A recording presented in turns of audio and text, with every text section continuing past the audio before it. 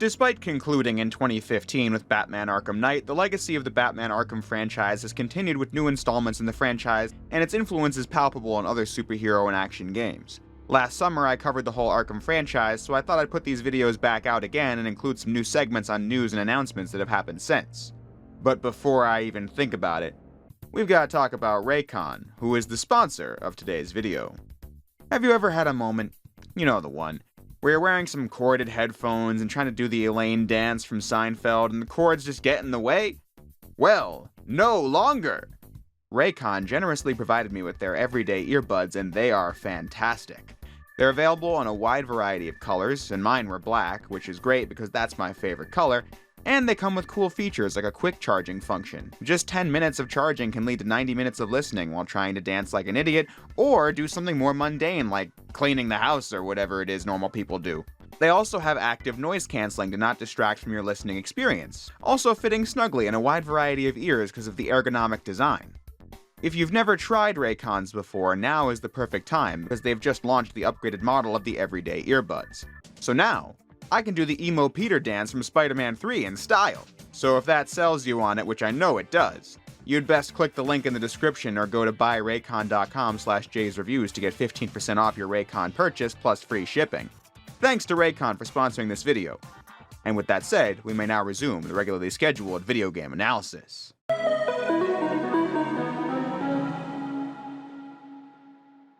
One of gaming's biggest blockbusters from the last decade would undoubtedly be the Batman Arkham franchise, which consists of 4 main core installments and a couple of spin-offs, still heralded to this day as genre-defining experiences in the action and open-world spheres, captivating players both casual and hardcore with a massive focus on narrative and mechanics that are easy to pick up and play but also fun to master with a focus on one of pop culture's longest-running and most famous superheroes, Batman. I've been doing the YouTube shtick for almost 8 years, and despite that, I've never covered a single entry in the Batman Arkham series. I couldn't even tell you why. It's a matter of my having never gotten around to it before, despite it being a glaring omission from my roster of videos, since I'm obviously a massive fan of it. The Arkham series has been a huge request from my audience for several years at this point, mainly stemming from the fact that in 2017 through 2020 I did what I called the DC Animated Universe Retrospective, where I covered a series of DC cartoons that were connected in a shared universe. The first show in it, Batman the Animated Series, debuted Kevin Conroy and Mark Hamill as Batman and Joker, and the Arkham games brought them back, so the connection was obvious. But as I said, I just never got around to it until now. So let us fix that by doing a complete Batman Arkham series retrospective over the following several videos. Starting with Batman Arkham Asylum, released on the PS3, Xbox 360, and PC in 2009. With everything I discussed in this video, I wanted to explain what exactly it was about Batman Arkham Asylum that grabbed the mainstream audience so much. It certainly wasn't because this was the first Batman game. Batman video games have existed for as long as there have been video games. Some are good and have cult classic status, like Batman on NES or Batman Returns and The Adventures of Batman and Robin on Super Nintendo. Other Batman games are infamous for their abysmal quality, like Batman and Robin on PlayStation or Batman Dark Tomorrow on GameCube. One day I hope to do some kind of a ranking on all the Batman games, but that's neither here nor there. You get the idea though. Batman games are nothing new, and were nothing new when Arkham Asylum was released. Superhero games generally were a dime a dozen since the dawn of gaming, but very few had been considered good.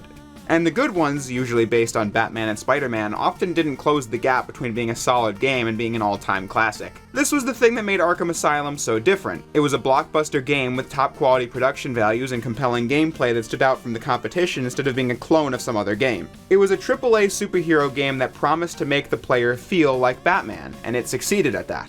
Developed by an unproven team, no less. Rocksteady Studios had only one game, Urban Chaos, on PS2 under their belt, which launched to average scores in 2006. But they got to work on Batman because their publisher, Eidos Interactive, got the Batman game license and saw Rocksteady's prototype and were like, have at it, you're making the next Batman game. And that was an exact quote, by the way. I was there, you can trust me. I have a ton of nostalgia for this game. When this game came out, I just started the 3rd grade. Probably made a significant amount of people watching this feel incredibly old, but bear with me. I had no idea of this game before it came out because I didn't know to look for it. One day I was just hanging out on the computer back in 2009 and was on Amazon and just typed Batman games into the search bar because I was in a heavy Batman phase at the time. But the top result was Batman Arkham Asylum on Xbox 360, and to say my mind was blown is an understatement. The game just didn't look real. I couldn't even quantify games looking this good from a couple of screenshots and videos. The Amazon page also included these preview videos that I just kept watching over and over.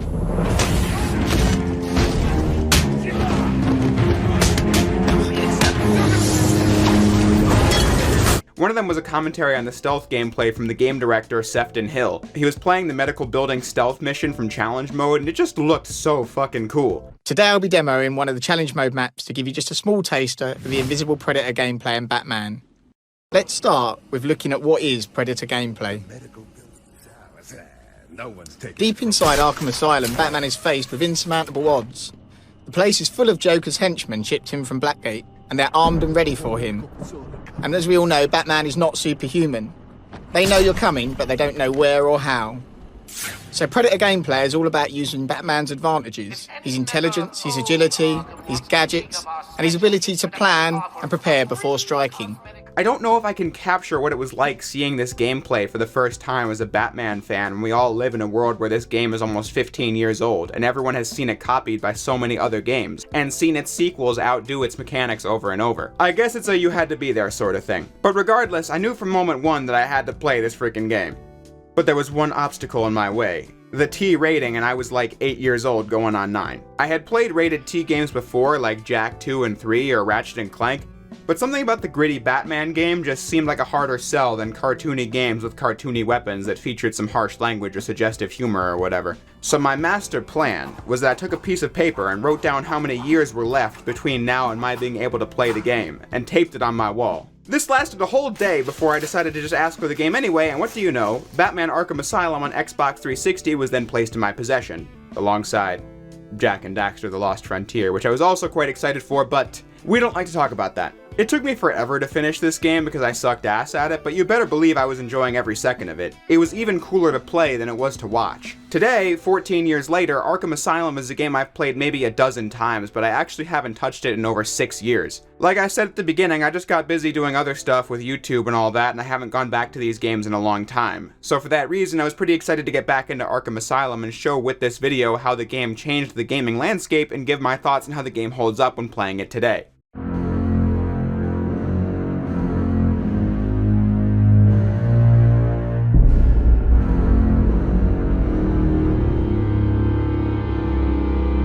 Arkham Asylum doesn't take place in any pre-existing Batman continuity, instead told a fresh story where Batman was arriving at Arkham with the Joker after an attack on City Hall. But Batman thinks Joker surrendered too easily and that this is some kind of a setup, and decides to follow the Joker's transfer to intensive treatment, where he does indeed break out and begins his massive operation to take over Arkham Asylum with his army of goons that got shipped in from Blackgate prison after it was mysteriously set on fire.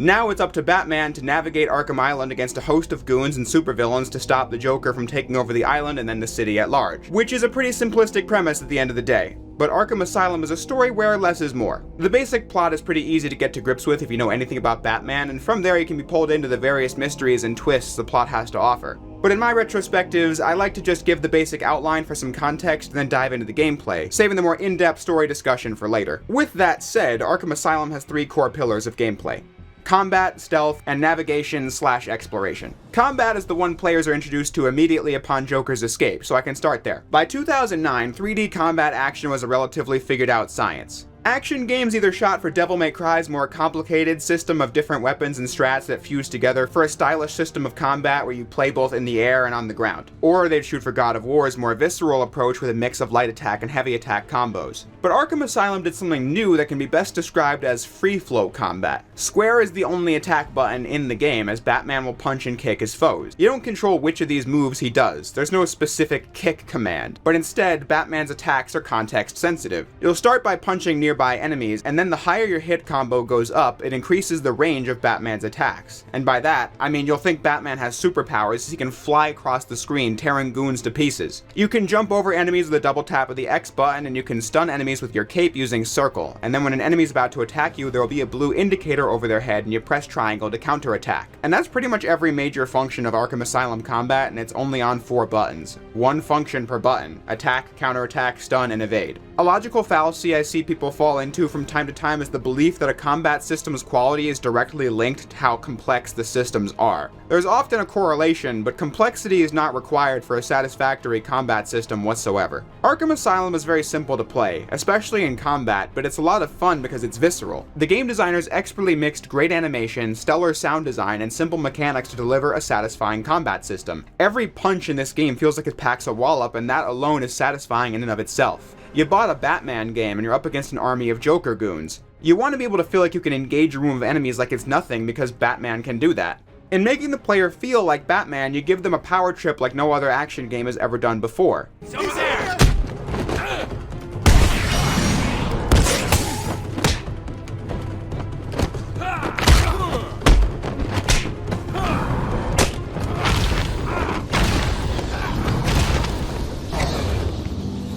Forcing the player to learn the mechanics to be as competent as the character is supposed to be, like Devil May Cry, is a valid approach, but for Batman, I really wouldn't have had it any other way. The example I always use in this conversation is that Devil May Cry 2 is a bunch of moves and tech you could implement, but the game is bad because it's clunky, slow, and broken, and not even that fun to play if you use its various strats. But Arkham Asylum gets a lot of mileage out of that simplicity for the aforementioned reason of it being fun to be Batman and kick ass. But then, for other reasons that are also intrinsic elements of the game design, like earning more XP for defeating enemies with a high hit combo total, which gradually allows you to get more moves. Don't know what half of these expressions on the upgrade screen are supposed to be though, like the health bar expansion. What is that face? Like, is Batman gonna be okay? But the upgrades do give you some other combat options, such as batarangs instantly sending guys to the ground mid-combo, or timing your punches to be worth 2 combo points instead of 1, or the combo finishers. One of them giving Batman the ability to slowly pick up a guy and toss him at the other enemies, and the other is an instant takedown where Batman breaks the goon's bones in an uber-satisfying fashion. Revisiting this game after I played the sequels for God knows how many hours is always weird, since things like combo finishers are in the first game, but there's only one true finisher.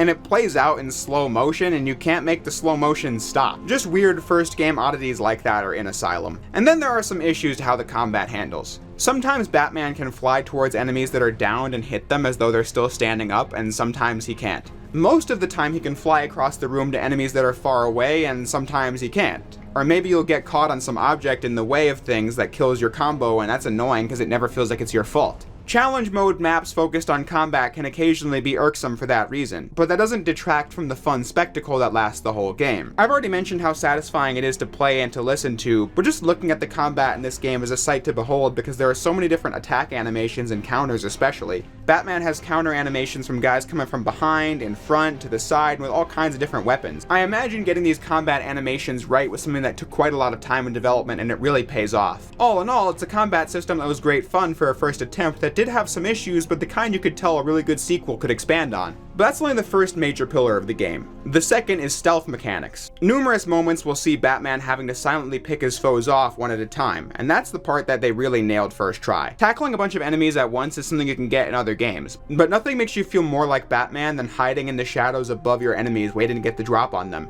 I mean, we've all watched the movies where Batman can just disappear and drop in at a moment's notice, or watch scenes like the one in Batman Begins where Batman makes a sound on one side of the room and then the other side of the room right afterwards, but actually playing that is a lot of fun.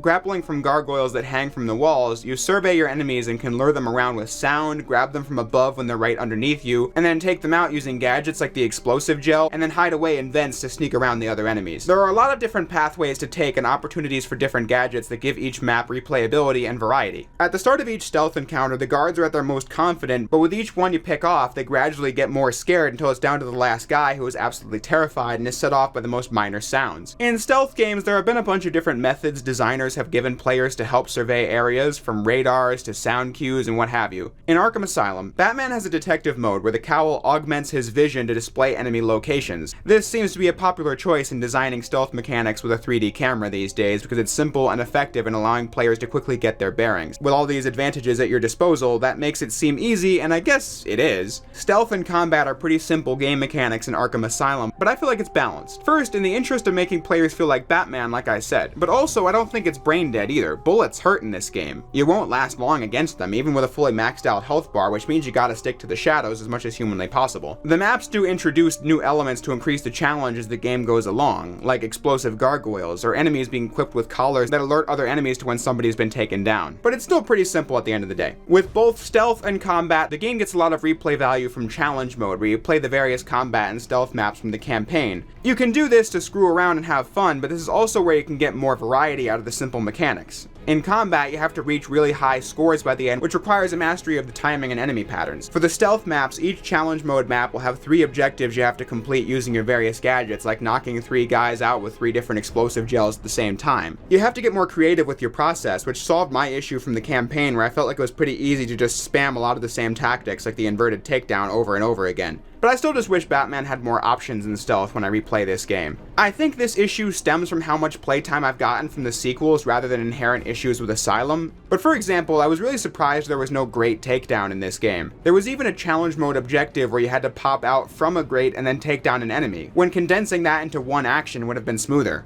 He also opens these vents really slowly, which kills the pace of the game mid-stealth. But that sums up pretty much all the issues with Asylum, just little fixes that could make the experience smoother. Such as how Batman's arsenal of gadgets aren't that useful in combat because they're often slow and only really designed for stealth and exploration, something a great sequel could improve on. But at least the gadgets are great in their intended functions. Exploration is the third and final pillar of Arkham Asylum, and this is one of the ways Asylum is unique from other games in the series. In most Batman continuities, Arkham is a single building, but it was expanded in the game to be a whole island with different buildings so the game could have more variety. Later Arkham games went full open world sandbox, and while Asylum is open-ended, the progression is more like a Metroidvania where Arkham Island is a central hub and you travel to different areas that are like open-ended levels. Not surprising since the dev team cited Zelda and Metroid as inspirations for the design of Asylum. Batman walked into the Asylum with nothing but batarangs on hand, but as you get more equipment, this allows you to explore the facility in more depth. Weak walls are destructible with explosive gel, vents on the wall can be torn down with the Batclaw, electric gates can be bypassed with the cryptographic sequencer, the line launcher lets Batman get to places he couldn't before and with more speed, and so on and so on. It's a simple and ancient design philosophy. But it's timeless in that it will always be satisfying in playing a game like this, seeing something you currently can't engage with, and then finding/realizing what it takes to get in, going back and then doing it. Fully completing Arkham Asylum is going to require a post-game cleanup where you run through old areas with all the stuff unlocked, but it's pretty easy to do and doesn't take much time if you collected as many things as possible on the way. All the side content relates to the Riddler, who hacks into Batman's communications and issues him challenges to solve across the whole island, from lining up question marks to solving riddles and collecting hidden Riddler trophies. I gotta say, the Arkham series really struck gold with the Riddler. This might be my favorite version of the Riddler ever, as he's just the most obnoxious and arrogant loser around. Him being so annoying and having some cocky shit to say whenever you solve an early game riddle just makes you want to keep solving them, as he gradually gets more and more rattled the closer you get to solving them all, leading to his ultimate takedown when you complete all the Riddler content. What? You did it? You must have cheated. There is no way you could have beaten me. Well, you asked for it, Batman. My final challenge for the whole of Gotham is just seconds away. What? The police? You cheated, Batman. You couldn't have outsmarted me. Police, open up! Tell me, how did you work out where I was? Do you hear me? I, Edward Nigma, Some of the things you find give you a better understanding of Arkham and the people in it. Riddles usually relate to a character in the Batman mythos, and then you get a bio on that character. Here you see dozens of characters that are not in the game, like the Penguin, or Firefly, or Killer Moth, or Black Mask. As a kid, I thought it was really interesting to read about characters I had heard of and had never heard of, seeing when they debuted in Batman comics, and seeing what history this Batman had with them. These bios reveal that some of the most famous Batman stories like Nightfall or The Killing Joke have somewhat taken place in this universe, but not exactly, because this is its own original universe. It just made the world of Arkham Asylum feel large by leaving a lot of the backstory up to the imagination. Something that's not really there anymore since so many of these Batman rogues would later appear in the sequels, but it's something I enjoyed about Arkham Asylum way back when. For some of the villains that do appear in the game, you can find these Arkham interview tapes between the doctors and the villains. These were all pretty compelling, but as a seasoned Batman fan, I thought the Harley Quinn tapes being a retelling of her backstory from Batman the Animated Series was great. Especially in tape 4, where Joker is manipulating Harley to join his side, but throws in this rant about Batman that almost seems like he's being genuine. He's crazy, you know. Who? Batman? No, Santa Claus. Of course, Batman. Always Batman. I've seen it in his eyes. Screaming mad stalkers. And dishonest. Hiding his face behind a fright mask. Well, no masks for me. I have nothing to hide. I laugh at the cruel absurdity of the world. But Batman, he's got them all fooled. He's made them think he can make a difference, that he can actually make things better. And the joke of it is, they all believe it. The police? The police. the media, the frickin' Junior Rangers, every last sack of walking meat in this urban cesspool. Listen, sweets, Batman knows we're all on the same funhouse slide into madness. Why won't he admit it? He's up there in his belfry laughing at us. And the real gag is, the miserable liar is allowed to run free while I'm in here. Gotta love that about Joker as a villain. That might be how he feels about Batman, or it might not. Either way, he's using that as a tool to get Harley to join him. Joker is a compelling villain to listen to for reasons like that. I also thought the Chronicles of Amadeus Arkham were compelling to find and listen to as well. These logs from the founder of Arkham Asylum, who later went insane himself and had to be admitted to his own institution. It's just a creepy vibe as you listen to chilling recounts of horrible crimes. It gives Arkham Asylum a history you piece together throughout the game. The game's atmosphere is one of its more acclaimed elements, even after the later Arkham games outshined this one in mechanics. Arkham Asylum is usually not a scenic location in most Batman continuities, but the artist did a really good job giving the place an unsettling vibe now that you explore it to this level of detail. The whole place just looks really gross. The floors and walls are grimy, and the facilities are organized like maximum security prisons, which they have become because of how many costume supervillains need to be here, giving Arkham this oppressive feeling to it. It just feels like a place where nobody would ever come out of it better than they were before, not one iota rehabilitated. Not like you need to feel bad for the likes of the Scarecrow or whoever, but Arkham still does treat regular people, as evidenced by the medical building playing these taped recordings on loop. One of them is this advertisement that's a guide for parents on how they can send difficult kids to Arkham Asylum. A place that is quite literally hell on earth just by looking at it. Our website contains everything you need to know about our facility and how we can help you. Did you know that the children's area on the site can provide you with a detailed but discreet psychiatric profile of your problem offspring? When you walk into intensive treatment at the very beginning of the game, you're hit with this foreboding music.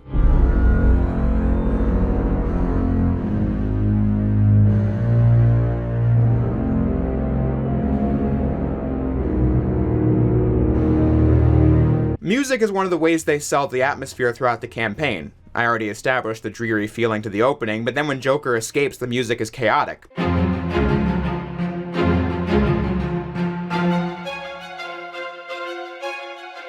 But that doesn't last long. Joker was planning this takeover for a while, and thus it doesn't take long for him to actually do it. The music on the island getting more intense as goons pick off the Arkham security staff. By the end of the game, there isn't much music at all when exploring the island. Joker has just fully taken over, and it's up to Batman to stop it as the odds continue to rise against you. But that's part of what makes Batman so cool. Here you have a game where every set piece is the most ludicrously undoable challenge, and yet Batman is completely unfazed by it. I mean, there are only so many characters who can be told by Killer Croc that he's gonna rip you limb from limb and yet go into his lair with this attitude. Croc's just an animal, and animals just need traps and the right bait. I'll be fine.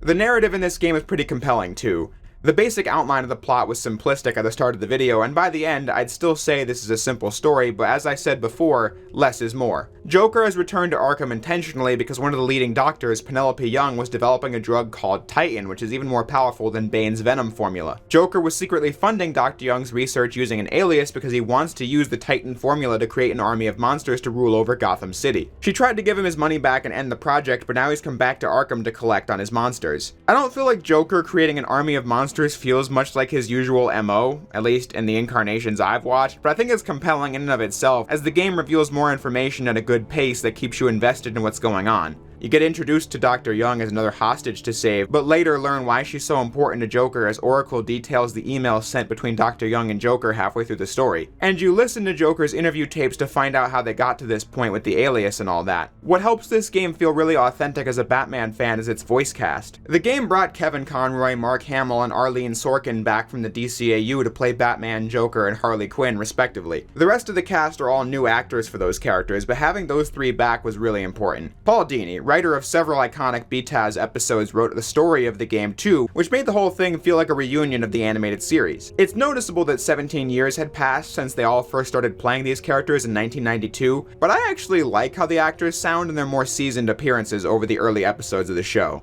I think that comes down to my own nostalgia lining up with the later appearances, but still I just enjoy the dynamic as everyone is really comfortable in the roles and slips right back into it. Tell me something. You've never let me catch you this easily. What are you really after? Oh, nothing much. Hundreds dying in pain and fear. All their meaningless lives brought to a horrifying conclusion. All thanks to you and a book of matches. Was that the answer you wanted?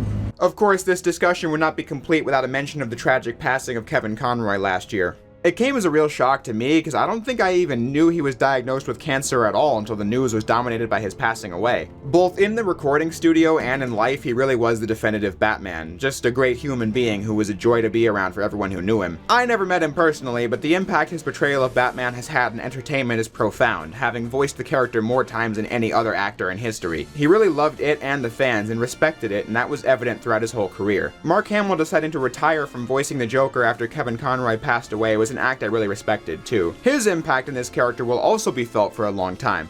Definitely being my favorite voice of Joker and consistently being entertaining as a scary villain and as a funny one. In Arkham Asylum, he had like 1,000 lines to read as Joker's constantly talking over the loudspeaker, but we wouldn't have it any other way. He's got a lot of great lines in this game. Can you smell the excitement in the air?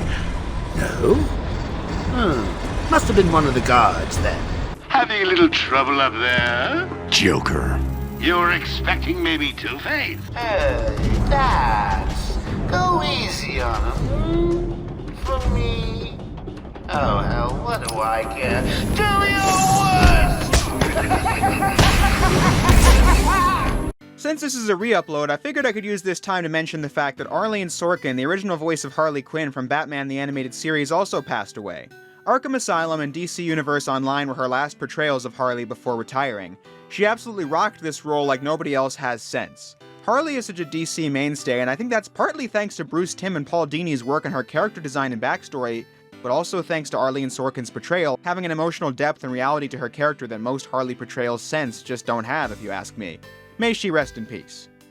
Now back to the original video. But the voice acting is only part of bringing the story to life. The cutscenes were all done with motion capture like pretty much every game with human characters. The scenes themselves are directed really well from the camera movements and all that, but I was just impressed with how the motion actor did a good job moving like Batman. I think the in-game animations and the cutscene actor both do a really good job embodying how Batman walks around with a commanding stature. Sounds small, but the little things like that are really important in creating a game where the player feels like Batman. Credit is due to how the cutscenes that are pre-rendered switch to real-time graphics instantaneously, no seconds-long cut to black or anything. But age has not been kind to the cutscenes otherwise. I've seen my fair share of pre-rendered cutscenes, and this might be some of the crustiest I've ever laid eyes upon. Look at the scene where Bane first shows up. It's like you can count the pixels on the smoke individually. I thought my playing on PC at 4K might have made the cutscenes look worse, but on console it looked exactly as bad, even when I was playing at 720p. Not much you can do about that though. The cutscenes are what they are because they were pre-rendered, but since I just mentioned the PC port, I'd like to take a moment to talk more about it.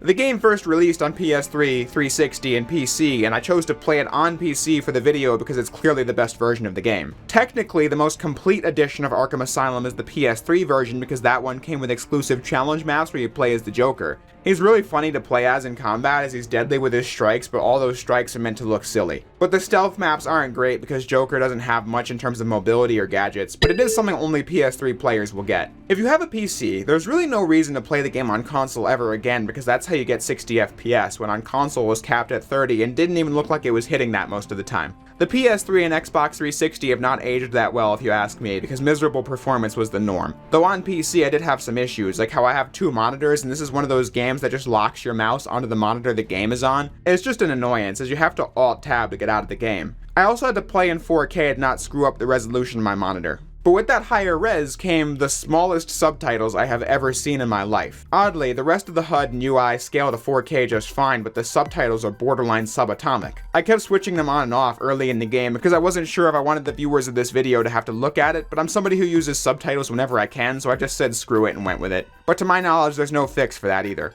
But I think those are all tiny issues in the grand scheme of things. The PC version is still the greatest of them all for that silky smooth frame rate.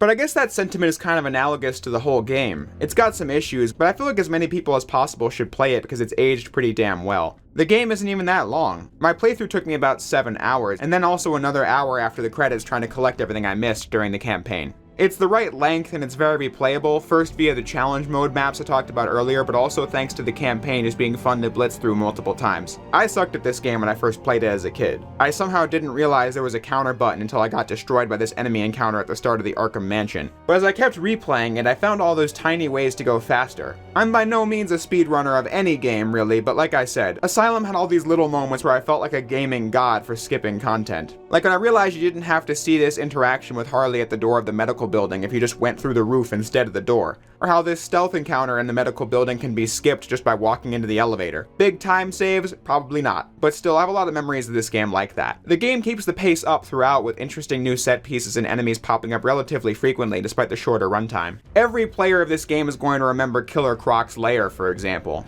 Batman has to go in there to collect some spore samples, and the player has to move really slowly for fear of Croc popping out and chasing you. Playing it now, it's pretty scripted a lot of the time and not that scary, but the first time I think this might have been the most tense part of any game I had played up to that point, because it felt like it would jump out at any moment if I didn't move at the speed of molasses. The subject of scary things in this game no doubt makes you think of the Scarecrow, though, who also appears 3 times in the game with his signature fear toxin. This forces you into these nightmare scenes you have to navigate through. Nothing too out of the ordinary for Batman or for gaming gimmick levels, as the stealth is your basic hide and move when the light is out of the way kind of thing, but the third one deserves a special mention because the game decides to put the player on fear gas for a second by pretending to fucking crash.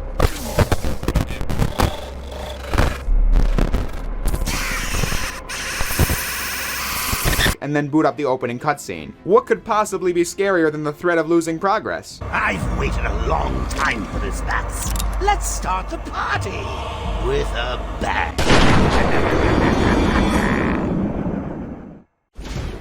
What can I say? I like this game. It's hard to forget with moments like that crammed in as often as possible. Though I do keep mentioning this game has flaws, and I've gone into some of the ones I have, mostly due to the first game syndrome and combat and all that. But the biggest issue with this game is that despite how iconic Batman's villains are and how well written they are in the game, the boss fights are atrocious in this. Within the first 30 minutes, you have to fight a Titan monster prototype, which seems like a mini-boss, as its pattern is just charging at you and then you have to hit it with a batarang and then it's stunned. But then that's almost every boss in the game, including Bane. You just fight Titan monsters, or just regular enemies with a bigger one in the background like the Poison Ivy fight. They clearly did not have any idea on how to translate the Arkham gameplay to a boss fight when designing Asylum, and thus you have to fight the same mini-boss reskinned like 8 times. None worse than the final boss. People have talked about how horrible this final boss is for ages, and I've always agreed, but then replaying it after years just leaves you shocked at how terrible it is. Joker decides to hit himself with the Titan formula, turning him into a Bane-like monster, which feels really out there even for Joker. But you don't even fight him, you just hit the same goons again and again and then pull Joker off a ledge 3 times and that's the final boss.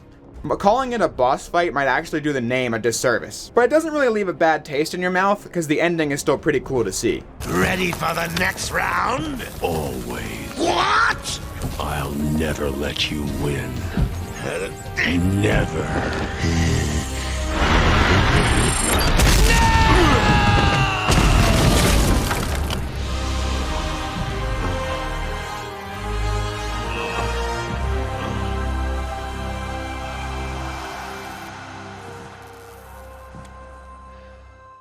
Once Arkham is back under control, Batman takes off, hearing that Two-Face is robbing the Second National Bank. Not a moment's rest for the Dark Knight. A great way to end, because what might be the worst night of any other protagonist's life is not going to put a stop on Batman, ending Arkham Asylum. As I said, the really terrible final boss does not detract from the game overall. Whenever you finish this game, you just think, man, that was really good. And what more do you need? It's an all-time great, which got the reception it deserved.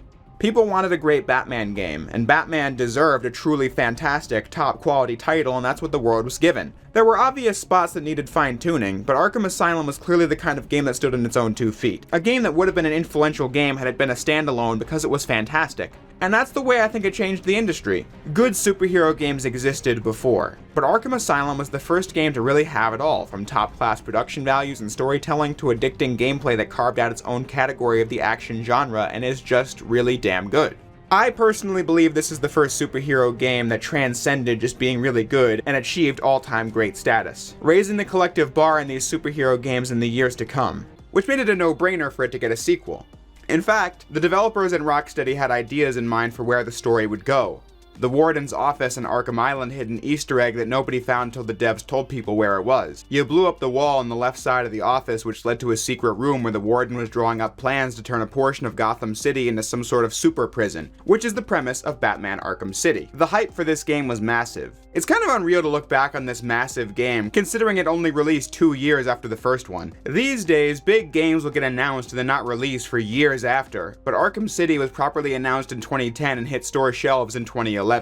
It just looked bigger and better than the first game in every aspect. A bigger world to explore now that you're in a part of Gotham, all hell breaking loose on the streets as it's just Batman up against an army of unsupervised criminals, more villains, better gameplay, and a really interesting story that they hyped up with these CG trailers showing that Hugo Strange was going to be one of the main villains this time, and he knew who Batman was. I know you are Bruce Wayne.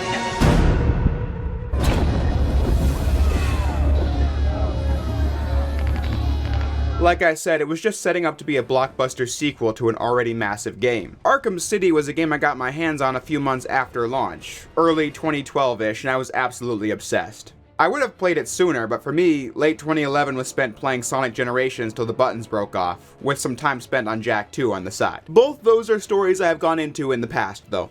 But back on target, Arkham Asylum was, as I said, a game that was vastly different from anything I had ever played before. But Arkham City was that all over again. I can go into all the reasons why that is as the review progresses, but in the intro, I'll just say I was captivated by the combat, the stealth, the amount of content, the size of the world, and the superb storyline. Arkham City was an easy candidate for one of my favorite games of all time, and it remained that for years. In fact, it's always been on my list whenever I think of my favorite games, but like Arkham Asylum, I haven't played Arkham City in a couple years. These games are one I have played dozens upon dozens of times, but the last time I touched this was about 7 years ago on PC for the first time, and I never got around to playing them again. So the main question I want to explore with this video is this. Is Arkham City still that good? Is the game still the near perfect score masterpiece it was back in 2011, now that the superhero action genre has taken so much inspiration from this game?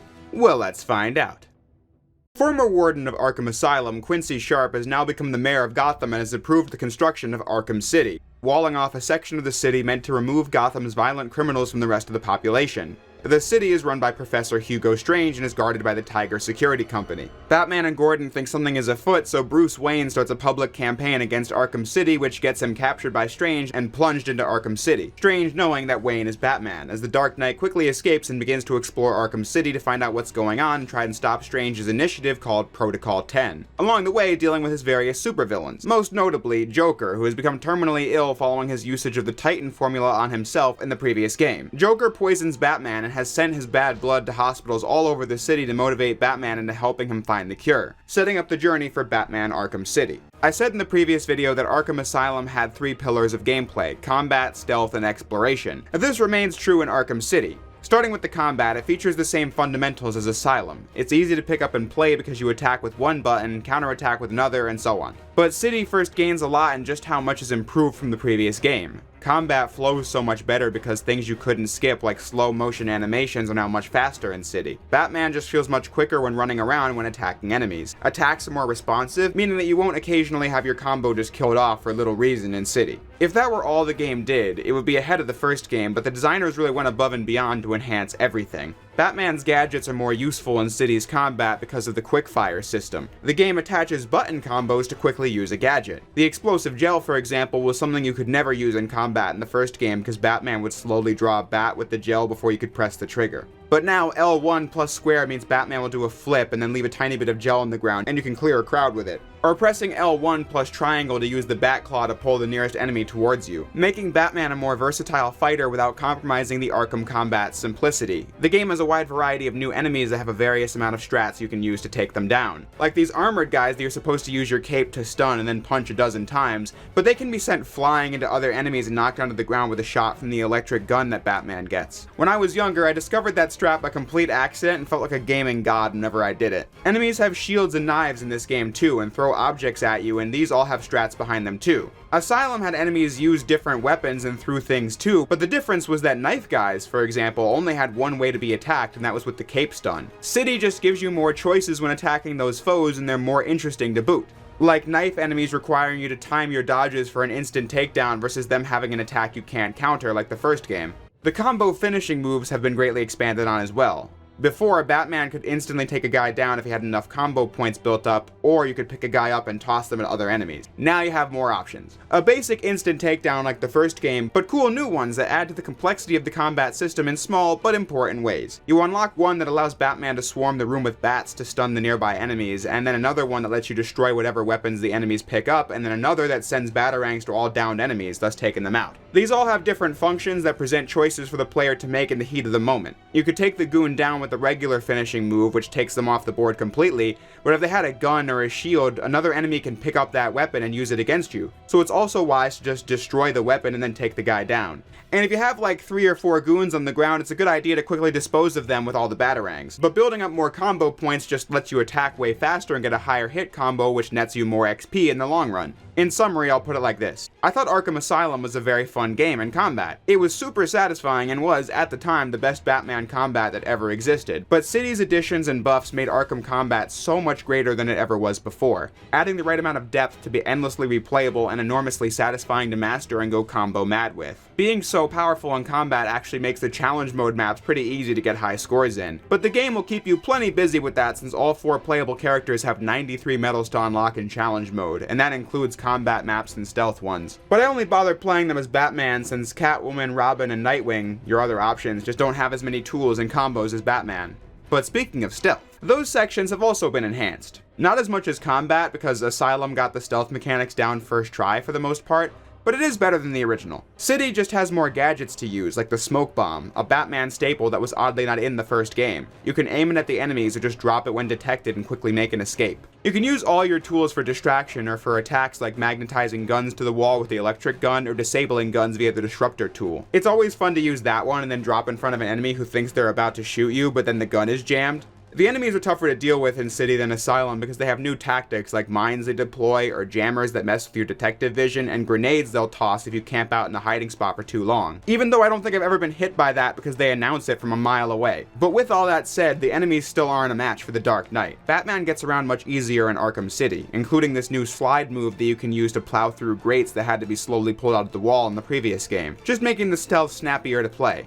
They also gave Batman even more takedowns as well. Takedowns through walls, from above, from gargoyles, from grates, from ledges, taking down multiple enemies at once, taking down multiple enemies from ledges, instantly taking down goons frozen in ice, and the list goes on. There isn't much Batman can't do in this game, which goes to show that Arkham City succeeds at making players feel like Batman more than the first game ever did, which is saying a lot. Like the first game, Arkham City has so much impact in doing all these actions because of the sound design. In my videos, I always say great sound design is really important to creating impactful combat, but the reason I have an appreciation for that can actually be linked back to Arkham City. When I was a kid, I was a sponge in terms of consuming as much information as possible for games I was interested in. So I saw this clip on YouTube about how Rocksteady did the sound design for Arkham City, and I thought it was the coolest thing ever to see and understand how movies do their sound designs with Foley artists. Arkham City doesn't rely on a stock set of sounds. They used their connections with Warner Bros. To get access to the highest quality Foley team they could, people who worked on movies like The Dark Knight, to make sure Arkham City had a cinematic sound to it, sampling real guns from various ranges to make the guns feel real in the game.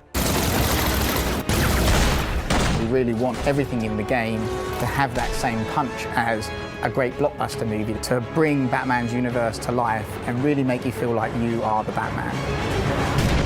But then doing all kinds of unorthodox things to produce the other sounds in the game. We'll use this for bone breaks. I'll demonstrate. Better.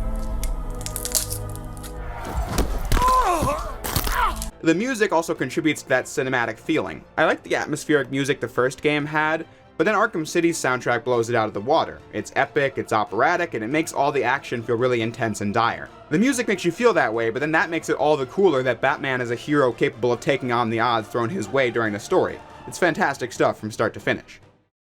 Arkham City, content-wise, is only just beginning once you've been introduced to the combat and stealth mechanics. City heavily expands on the exploration element from Asylum by increasing the size of the game world considerably. Arkham City was pretty game-changing when I first played it because I hadn't played that many open-world games before this one. The Jak and Daxter sequels were about as far as my exposure went. So here you get this huge game with all this ground to cover, and admittedly, I found it kind of confusing to get around the first time because of that. I don't know how, because the key objectives are marked with a bat signal in the sky, and this compass on the top of the screen will keep you on the right path. My point is that I hadn't really played anything like this before. Replaying it now, I like how the map is separated by Penguin territory, Two-Face territory, and Joker territory, all feeling visually distinct from one another so the map is easy to remember after a while. The only thing I don't like about the map when playing this game now is that I feel like getting around is a tad slower than I'd like. Batman glides around at a decent speed, and you can get a lot of airtime by diving down and tilting up. There's also an upgrade called the Grapnel Boost that allows you to boost off of rooftops you grapple onto.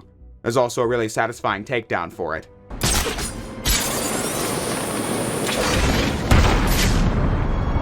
These are useful things for sure, but after Arkham Origins introduced fast travel and Arkham Knight gave us the Batmobile, replaying City feels kinda slow in the open world. My preferred way of getting around is actually the line launcher, another gadget that saw big improvements as you could adjust your trajectory mid-zipline in this game. I didn't use a guide at all when I was trying to get through this game as a kid, so what contributed to the world feeling grand is that I never knew what was going to be around the next corner. Arkham City introduces a bunch of side quests into the Arkham formula, so first time playing this I'd stumble upon new content all the time. Some are quick one-offs like Batman getting captured by the Mad Hatter and you have to escape, or others last throughout the whole story. Like trying to catch Zaz as he calls you on the phone and you track his position down, or Deadshot killing political prisoners in Arkham City. Side quests allowed the designers to feature some of the villains in more minor roles as to really make it feel like as many of Batman's villains are in Arkham City as possible. When I usually replay the Arkham games, I tend to ignore most of the side content and make a beeline for the end of the story, but I 100%ed Arkham Asylum last week for the first time, and similarly this is my first time ever doing all the side content in City, which I'd actually encourage you to do if you replay these games.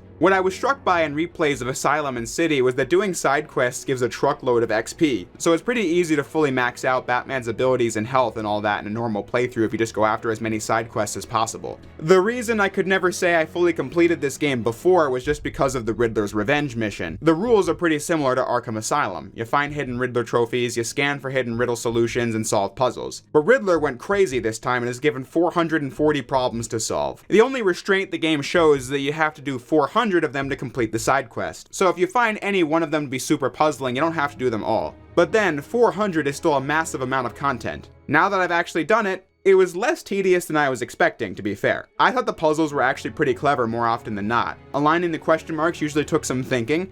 Pretty much all of Batman's gadgets are put to good use in this quest, like using the improved RC Batarang to get through small passageways that lead to switches, using the repel and attract setting on the electric gun to guide Riddler trophies through tiny mazes, using the explosive gel to blow up switches or the quick-fire Batarangs, and guiding your ice blocks in the water towards trophies. I thought mechanically, searching for trophies was actually pretty compelling. It's just a daunting task to accomplish, which I don't think was ever lost in the dev team. It's like every Arkham game was in an arms race to make the Riddler more tedious than the last game. But I feel like the tedium is kind of the point. I mean, every open world game has some kind of map-wide fetch quest, but more so, Riddler having so many challenges to solve and being so obnoxious while you try to solve them. I've studied your techniques, reviewed your childish gadgets, and there is nothing in your arsenal that can help you defeat this group. Makes it fun to do as you get so angry when you win, and I just find that really entertaining. What? How did you... Where did you... This is cheating. Do you hear me? Cheating! Shall we see if you were right? What? No. How did you do that? Plus, City rewards you with taking him down yourself, too. What?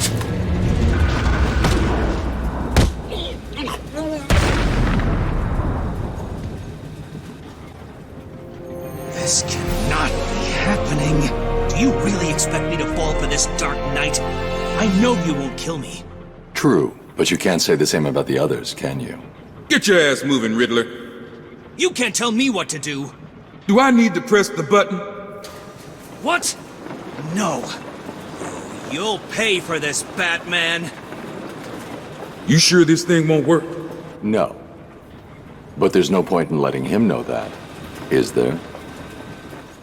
When I was a kid, I remember thinking all of this content on the disc did lead to some hefty load screens. Sampling it on console again, I will say it's not too bad. On PS3, it takes about 30 seconds to load when you boot up the campaign, but that's the game loading an entire massive world in 30 seconds and not forcing the player to sit through any obtrusive loading screens mid-gameplay, which is impressive in and of itself. However, like Asylum before it, there really is no way to play Arkham City in 2023 that beats the PC version. It's faster with loading, I can play it in 4K, and it's 60 frames per second. Although sometimes my recording would go to shit during combat and stealth encounters even if my game didn't drop a single frame. That was pretty bizarre. Shame there still wasn't a borderless windowed option by the time of this port, but at least the subtitles are a normal size unlike the previous game, so that's an improvement.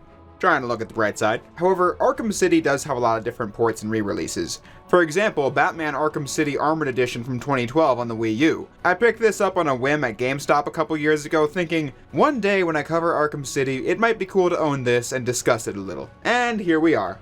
Evidently, I started a save file on it in 2018, though I completely forgot I ever did that. But anyway, the main gimmick of Armored Edition was that it put a bunch of features onto the Wii U gamepad, such as the map, the inventory, and the gadgets like the cryptographic sequencer. Plus, it has this BAT mode where you build up a gauge that allows you to become more powerful for a brief period of time when full, like a Devil Trigger in DMC. It's nice that Nintendo players finally got some Arkham action, as Arkham Asylum and Arkham City were obviously never on the original Wii, but Armored Edition, playing it 11 years later, is kind of an interesting microcosm of the Wii U as a console. These touchpad elements are nice things to have, but not so game-changing that you would ever want to buy a system for it. Plus, it's a re-release of an existing game that somehow runs worse on the Wii U than it does on the PS3 and the Xbox 360, which were years-old machines by the time of the Wii U's release. A dated time capsule, this one. But it was interesting to try it. Many players these days got to first play Arkham Asylum and Arkham City via the Return to Arkham collection on PS4 and Xbox One that remastered Arkham Asylum and Arkham City. The first of many times Arkham Origins was given the shaft, but that's a story for next week. When I was comparing versions of Arkham Asylum last week, I completely forgot Return to Arkham, and that's because I was never very fond of it. I've gone over it a million times. Remasters more often than not suck, and this one is on the list.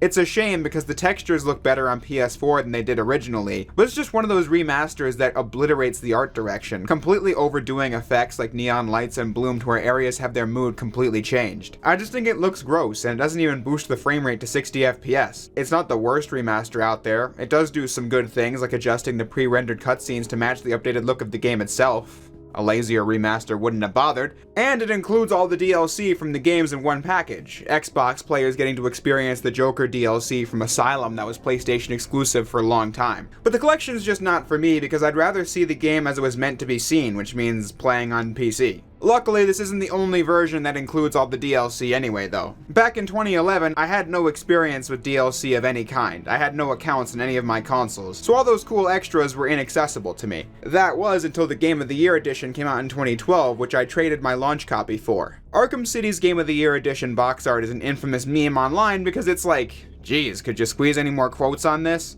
There might be too much unused space. But yeah, the Game of the Year edition had all the DLC included, like playing as Nightwing and Robin in challenge mode and all the extra bat suits you can experiment with. Not many of these look that cool besides the animated series costume, which I use most often when playing challenge mode maps. And I also think the Batman Year 1 costume looks cool, and the 1970s Batman looks good in blue.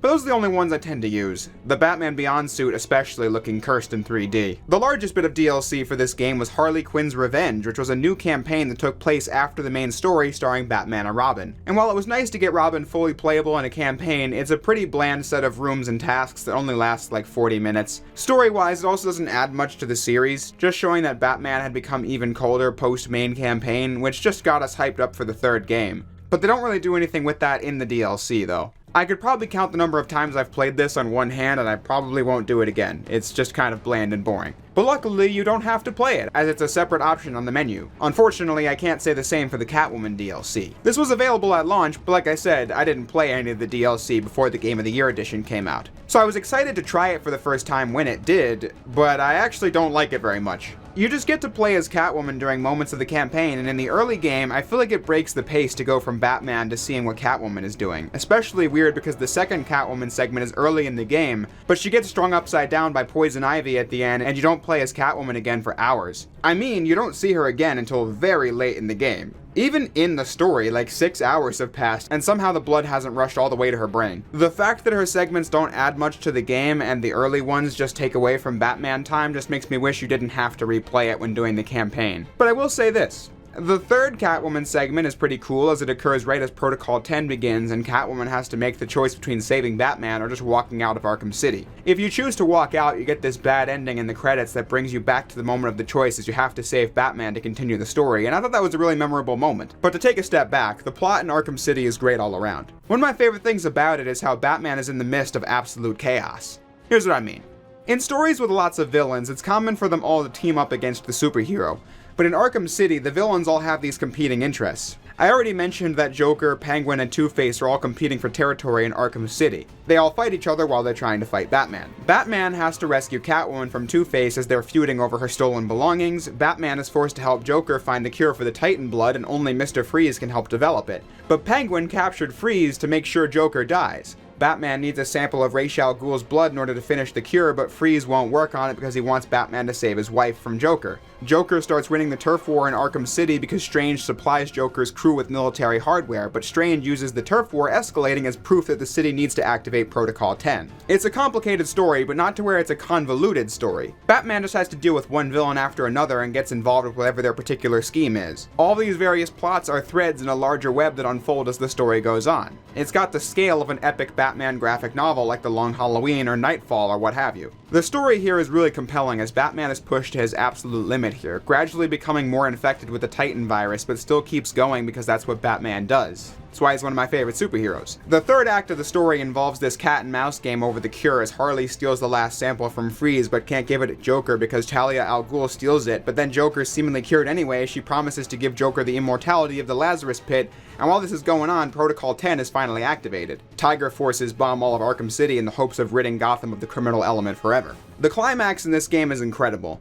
Batman may have more will than the average human, but he tries to find Talia instead of saving the city because he cares about her and gets into it with Alfred and Oracle. When you find the code, the main theme of Arkham City starts playing for the first time during the campaign, and it really fits in the dire circumstances of Protocol 10. The track reaches its crescendo when Batman gets access to the base of Hugo Strange and begins climbing Wonder Tower. A segment of gameplay that feels appropriately difficult with tough enemies, and the hardest stealth map in the game with Hugo Strange's command center. The gargoyles all being outside the room and the enemies on the inside make it much more difficult to pick enemies off one by one here. I think Hugo Strange made for a really compelling villain in this game. You never see him in person between his arresting Bruce Wayne and the finale, but you just ominously hear him announce how much time is left till Protocol 10 throughout the campaign. The interview tapes are all of him talking to and trying to manipulate the various supervillains. He had enough clout to get the mayor to make Arkham City, but then tossed Mayor Sharp into Arkham City right after. Posters all over the city have his face on them. His fingerprint is all over the story, and the vocal performance from Corey Burton, who played Brainiac in the animated universe, is really good. Have you ever considered that all this is your fault? Your presence creates these animals. Like germs, they spread. You created the environment that allowed the germ to mutate, to become stronger. Look at the Joker. Would he even exist if not for you? This is a much better and more serious Hugo Strange than the villain of the week the animated universe did. But through all that drama and high stakes, the game is still pretty funny. Joker being a central villain will do that. Protocol 10? Never heard of it. One of my favorite Joker moments in this game is when you're in the tower of the church and Joker says it's gonna blow, but if you stand around too long, this happens. What? See you soon, Bats. What are you waiting for? We both know how this is going to turn out. You're going to come and find me. You can't stop yourself, can you? Then this game also took the element of goons talking to each other from Asylum and dialed it up by 10, as they'll talk to each other about the most recent plot points when they're just hanging around, and other funny moments of reacting to Batman. Don't you move, Batman. Just stay there and this will all end okay. What do you mean, end okay? She left us alone with Batman! But I digress, back to the story. Strange is killed in Twist where he's working for Ra's al Ghul, but Ra's just had enough of him so he just kills him, but then Batman takes him down after shutting off Protocol 10, and then you get the actual finale with Joker and the Cure. As it turns out, Joker hired Clayface to take his place while he was really deteriorating. A surprising twist, but one that you could actually have seen coming if you used detective mode while fighting the Joker at the Funhouse, because it would show he has no bones, which Clayface also didn't back in his cell at Arkham Asylum. Clayface is the final boss of the game, and somehow this is another part of Arkham City I've not mentioned.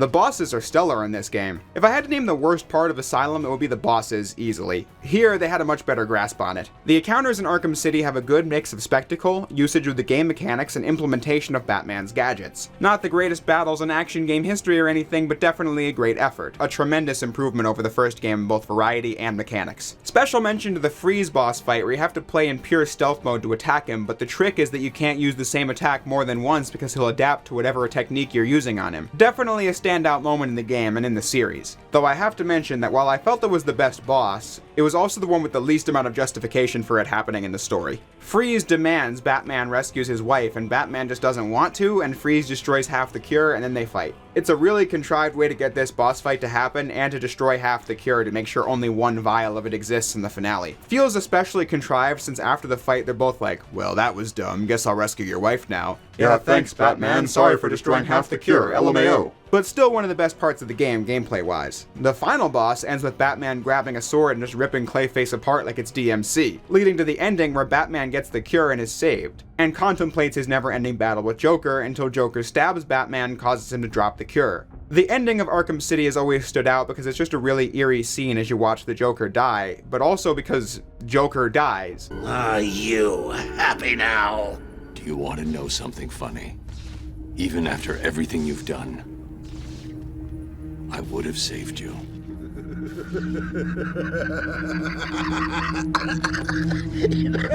That actually is pretty funny.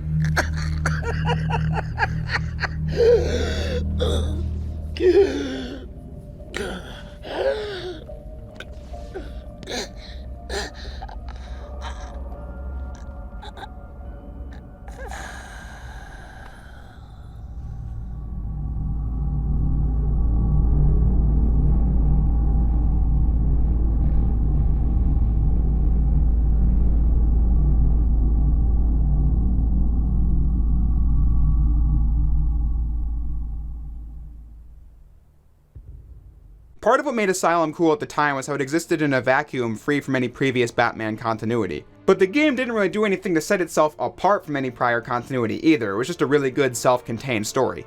But Arkham City was more ballsy, planting the Arkham series flag in the ground by being a game that killed the Joker, not in some ambiguous death you could come back from, or just for some shock value, he just dies from blood poisoning that was a direct result of his actions in the first game. Storytelling like that is why the Arkham series is so revered in the Batman mythos today, if you ask me, and a lot of that is something you can credit to Batman Arkham City, a game that was willing to take those risks. What the hell happened in there?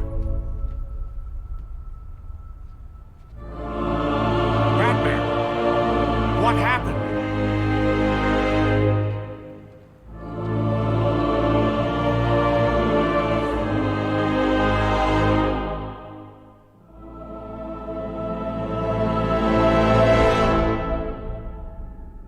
So, needless to say, is Batman Arkham City still that good? Well, hell yeah, it is. Arkham City is one of the most memorable games of the last decade, and that's basically for many of the same reasons that made Arkham Asylum so good in 2009, just even better. The Batman Arkham series is so fondly remembered amongst casual and hardcore gamers alike because of how they fused addicting gameplay mechanics with a moderately high skill ceiling and an approachable skill floor with AAA production values. But when reflecting on that, people always talk about the Batman Arkham trilogy, the games created by Rocksteady Studios: Arkham Asylum, Arkham City, and Arkham Knight. The one usually left out is Batman Arkham Origins, which was released on the PlayStation 3, Xbox 360, Wii U, and PC in late 2013. This one was developed by WB Montreal and not Rocksteady.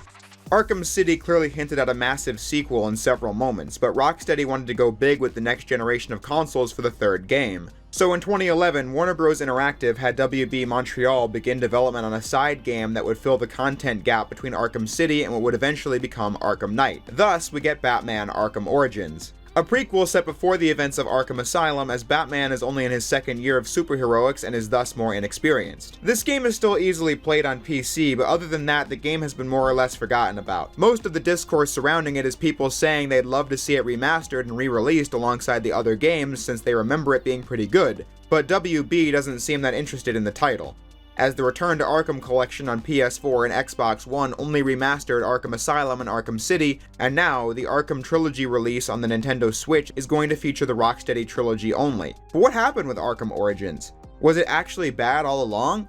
Well, I think Arkham Origins at the time of its release was met with more negativity than it is now when people revisit it, and that begins before its release. Already, the fact that Rocksteady wasn't making the new Arkham game was a cause for not a concern, but reduced expectations. It being a prequel to Asylum made it likely that the game's story wasn't going to bring anything to the table that the previous games didn't, and it being a new developer could mean that the game would either be a bland retread of things done before, or some wild new interpretation of Batman Arkham that completely missed the mark. No matter where it would end up on that spectrum, it seemed unlikely it would be a big-budget sequel to Arkham City that propelled the franchise forward in any meaningful way. Plus, this game was going to have a multiplayer mode developed by a different studio.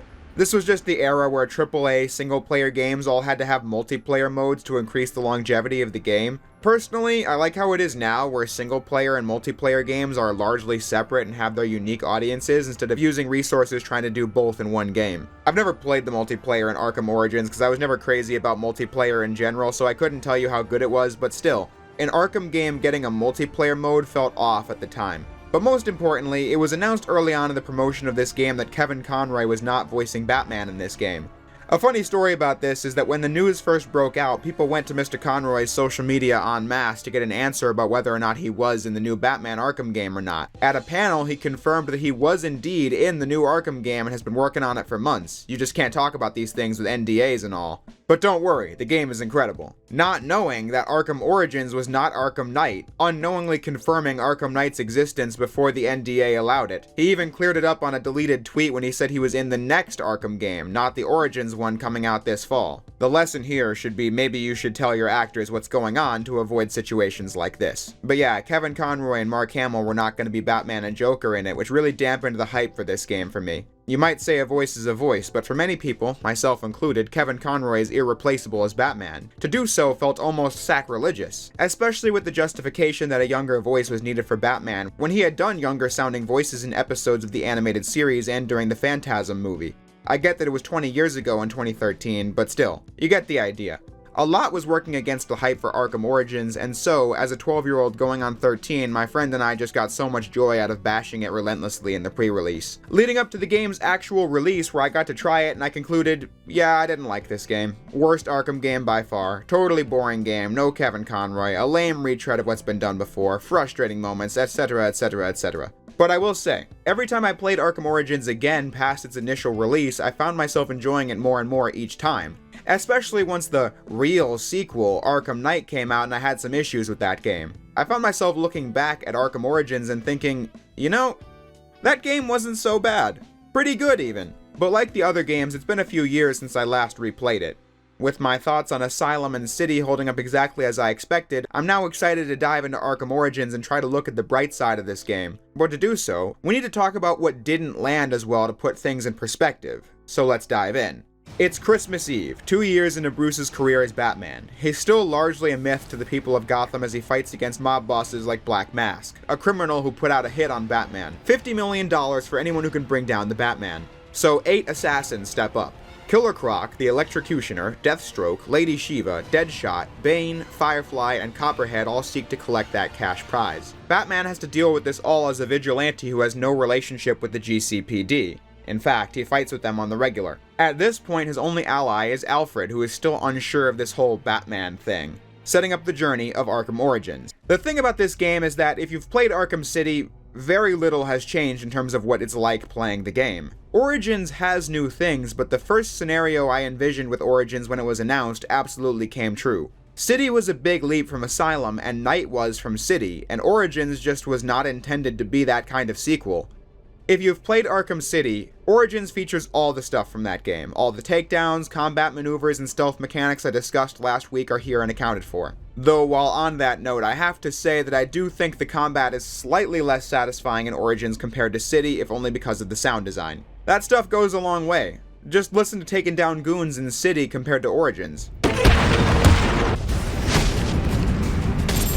But you know what I mean, the gameplay is near one-to-one with City. But I want to look at what's different in Origins anyway, because many of them are features exclusive to this game, giving it somewhat of an identity when you dig into the minutiae of the mechanics. Starting with what new additions I liked, Origins grades players after every combat and stealth encounter. Asylum and City rewarded players for high hit combos with experience points, but Origins takes that a step further by introducing a letter grade and a threat level that rewards you with even more XP after a combat or stealth encounter is complete, grading you on the amount of counters and combo finishers you do and whether or not you took a hit in combat. or in stealth, where you get assessed on things like speed and not being seen. With the increase in experience you get for good ratings, you're extra incentivized to play as well as you can. Ending a section and being told you get an S and that Batman was extremely threatening just now is a lot more satisfying than what previous games did. I like how Batman has new combat animations in this, like a combat stance, or how he'll actually kick downwards when hitting a downed enemy, or the new flip kick he does. And there's this cool new thing where if you keep your combo going long enough, these stars under your hit combo points show how many combo finishers you can do. You can do 2 in a row, and that's pretty cool. I definitely missed that when I popped Arkham City back in during the process of making this video. The designers did a good job coming up with new enemies. Many foes in Arkham Origins are reused from City, like armored guys you fight with the cape stun, or the ninjas with swords. But then the game introduces all new enemies like ninjas that fight hand to hand that you have to counter the attacks of, but then they counter your attacks and require more timing to fight. There are also big guys with armor and enemies that use venom to become stronger and so on. Plenty of variety in combat. Batman getting these shock gloves to compensate. I liken it to a devil trigger in Devil May Cry.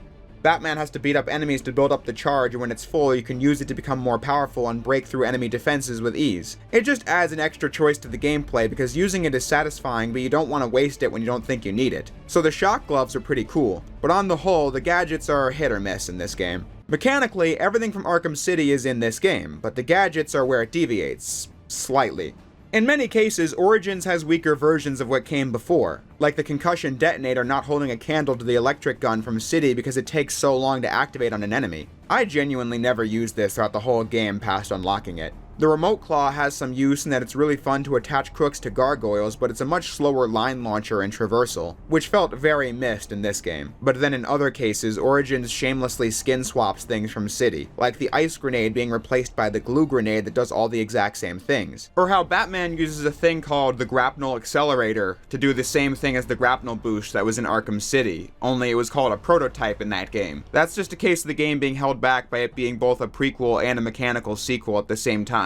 But that's getting besides the point. So like I said, the gadgets are hit or miss in this game. Where I felt very thumbs down about Origins was the new upgrade screen. The first 2 games made it simple in that different things were available for unlock and you could just upgrade whatever you wanted. Looking back at my old save files in those games, I prioritized maxing my health bar. But for the most recent videos I did, I focused first on combat maneuvers instead. But Arkham Origins is one of those skill tree upgrade systems where you have to upgrade a bunch of stuff you might not feel like you want or need just to get the things you do. I went a very long time in this playthrough without being able to do critical hits, and without extra combo finishers because they were hidden behind health upgrades in the menu. And the EXP requirements to level up are really high in Origins. By the end of the game, I was able to do all the things I could do in City, but for the first half of the game I couldn't, which definitely dampened my experience. But don't get too lost in the sauce. To tell you about how Origins differed from City, I'm talking about how the upgrade screen changed the pace of the game for me while unlocking all the same things. These are relatively minor things. The biggest issue critics and fans had with Origins then, and something it could hold against it now, is its lack of new things. I have hammered it home how mechanically it was meant to be another Arkham City, but even down to the content of the game it often fails to feel fresh. Like how there's an entire side quest of finding explosive containers throughout the map which ends with a fight against some goons, an exact repeat of the Bane side quest in Arkham City. Other side quests not being quite that transparent about it, but still feeling familiar. Running to anarchy bombs before they blow up is the same kind of thing as the Zsasz phone calls in Arkham City. And of course, there's a younger Riddler in this here to torment players once again, but I thought the puzzles were less interesting than City, either being the same thing you've seen in that game, or too obvious, or more difficult than necessary, particularly the ones that require specific gliding angles to get to. And then your reward isn't even beating up the Riddler in this game, you just find the first Riddler trophy, which is cute, but not worth the hours it takes to get everything. Half of Arkham Origins' map is pulled from Arkham City. There was a real sense of cohesion in the world of Arkham City. Clear landmarks, a contained size given the movement speed, easy ways to get from side to side, and so on. In Origins, that exact same map is back, only it's covered in snow and not partially submerged like it was in City. But then on top of that, you get this bridge that takes forever to cross, and then an entirely new part of Gotham added to the bottom of the map, and it is pretty clear which one is new and which one is old. Like I said, the city map is really easy to remember because it was an upside-down U with areas marked by villain territory. In this new city segment, I couldn't draw a mental map of it if I tried. And I've played this game a few times before, and literally just did, and I already forgot it. It's just a collection of buildings and roads. with nothing memorable included to make me remember it easier. Point being, half the map is reused from another game, and the parts that were added just feel like more for the sake of more. It's nice that the game adds fast travel, but it's placed in a game world where everything feels like a commute more than it feels like exploring. Then, another big gripe this game had going against it when it released was that it was a case of prequelitis. It's called Arkham Origins because they wanted to set up many relationships and ideas that would be center stage in the first two games. And how do they do that? Well, about a third of the way through the game, it's revealed that the Joker had captured Black Mask and took his place, hired the assassins, and is behind everything. The twist led to a collective groan amongst many in the audience who were excited to see an Arkham game where the Joker was not the main villain. He was the focus of Asylum and got the amazing death in City. Let's see someone like Black Mask be the main antagonist, why not? Instead, the whole assassin thing becomes basically irrelevant after the first act, as it becomes yet another Batman vs. Joker story. One with reduced stakes for the audience because everything has to reset by the end, like how Bane learns who Batman is and leaves Alfred for dead at the Batcave. But we know Bane becomes a mindless brute by Asylum, Batman's identity is not revealed, and Alfred is alive and well in Arkham City. So there's no fear of any of these situations. And the thing that really got my fanboy finger wagging was this game's continuity. From the very beginning, it was said that this game took place 5 years before Asylum, which just made no sense. Arkham Asylum was a game that felt as though years upon years of Batman stories had already taken place in the past of this otherwise new universe. But by Origins, you just have to buy into Batman having trained 3 different Robins. One of them became Nightwing, another died, and another one is currently active, all in the span of 5 years.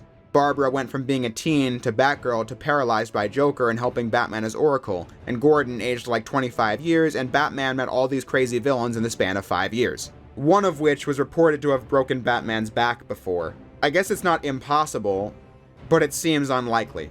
If this was like 15 to 20 years before the first game, it would work a lot better. Other oddities include the fact that Arkham Asylum is not open at the time of Origins, and so Joker goes to Blackgate halfway through the story, where he meets Harleen Quinzel and first starts manipulating her. When the first game said in her bio that she was a psychiatrist at Arkham, like her backstory in the animated series. Of course, these bios are secondary canon to the games. Hugo Strange's bio in Asylum made it clear that he had already run into Batman in the past and is holding a secret over his head, but then City just ignores that and shows their first meeting. But I feel the Harley thing is a little more egregious since you had the interview tapes with her and Joker that definitely take place in a world where Batman and Joker have been at this for a long time and directly contradict everything about this scene between them in Arkham Origins. But I think all that begs the question, what does it all mean? These are all the reasons that many, myself included, did not vibe with Arkham Origins when it was first released 10 years ago. So what exactly is my defense of Arkham Origins? Well, I'm glad you didn't ask, so I may now answer. Looking back on Origins, I just feel like it was a game that a lot of effort went into. This is true for virtually every game ever and could be used as a defense for any game of any quality, but if you listen to the interviews of the people who made it, the passion for Batman is palpable. It doesn't and never did feel like a work-for-hire project, and games with this much content and this high production value simply can't be. The game is very much a repeat of what Arkham City had already accomplished, that much can't be denied, but that's the thing with Origins. It's a copy of an all-time classic. That game is fantastic from top to bottom, one of the best games of the last decade. By being a mechanical copy of that game, I wouldn't say Origins is as good or as impressive as Arkham City, but that basically meant Arkham Origins is a good game by default. It's automatically a mechanically superior game to Arkham Asylum. I wouldn't say I like it more than the first game, since wow factor definitely is a thing I take into consideration when forming my opinions, but if you asked me if I wanted to do challenge maps in Origins or Asylum, it would be an easy pick. And then, if you asked that same question between City and Origins, I could go with either one. Arkham Origins is a good and fun game. It does things the best of the entire Arkham saga. For example, the boss fights. City really improved on this from Asylum, but then in Origins you get distinct bosses that are all fun to play that use the core mechanics. Bane and Killer Croc are these souped up regular enemies, and what do you know, they're fun to fight because the combat mechanics in these games are fun. Then a boss like Deathstroke deserves special mention for being one of the highlights of the entire Arkham series. A true test of the player's reflexes and counter timing that is mixed in with all the spectacle you'd want in a sick Batman fight. The accompanying cutscenes are great to watch, the music is intense, and the battles feel like a playable action movie sequence. The boss fights were extra easy to appreciate after Arkham Knight really dropped the ball in that regard.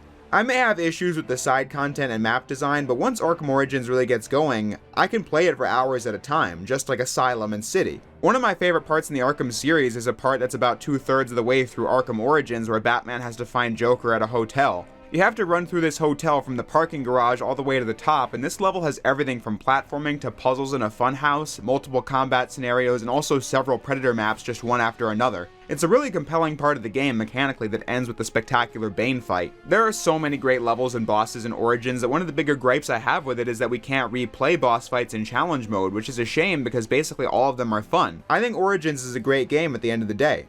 I can also give this game points for its DLC campaign, Cold Cold Heart.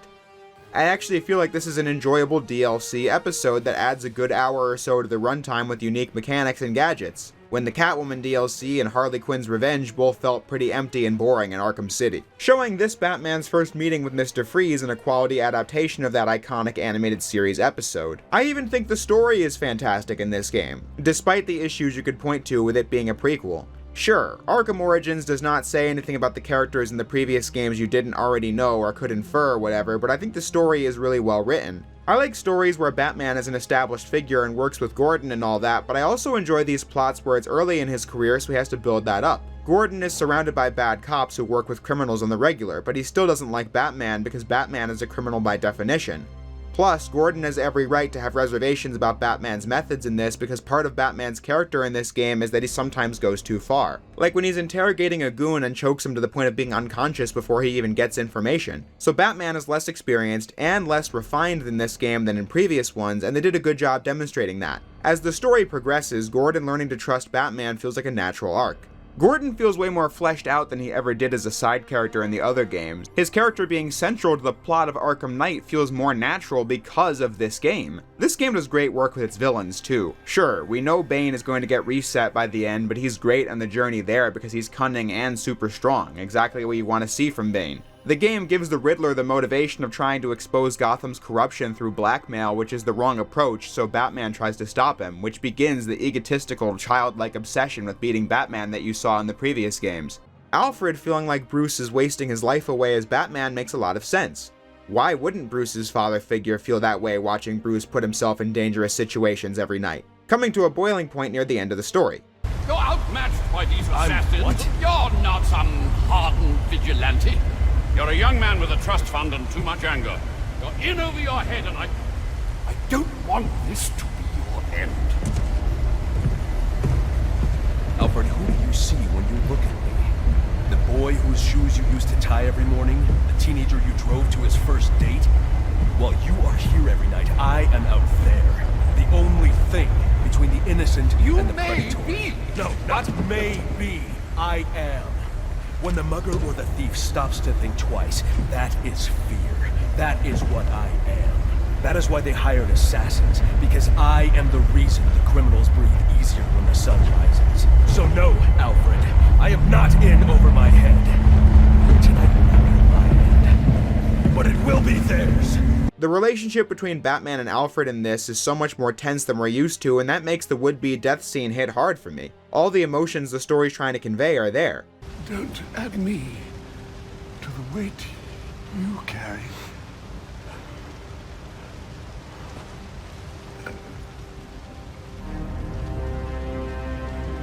No! And you can see how this near-death experience brought Batman and Alfred closer and how he finally came to believe in Batman. The vocal performances in that scene and the entire game are stellar. When you let go of that fanboy crap that tells you only Kevin Conroy can be Batman, you see that these are great casting choices and performances. Roger Craig Smith is a great actor and does a fantastic job as Batman. Troy Baker is one of the best actors in gaming with a range unlike anything I've seen. He crushes it as Joker in this. It's a tradition in my house to open one present each on Christmas Eve. How about this one?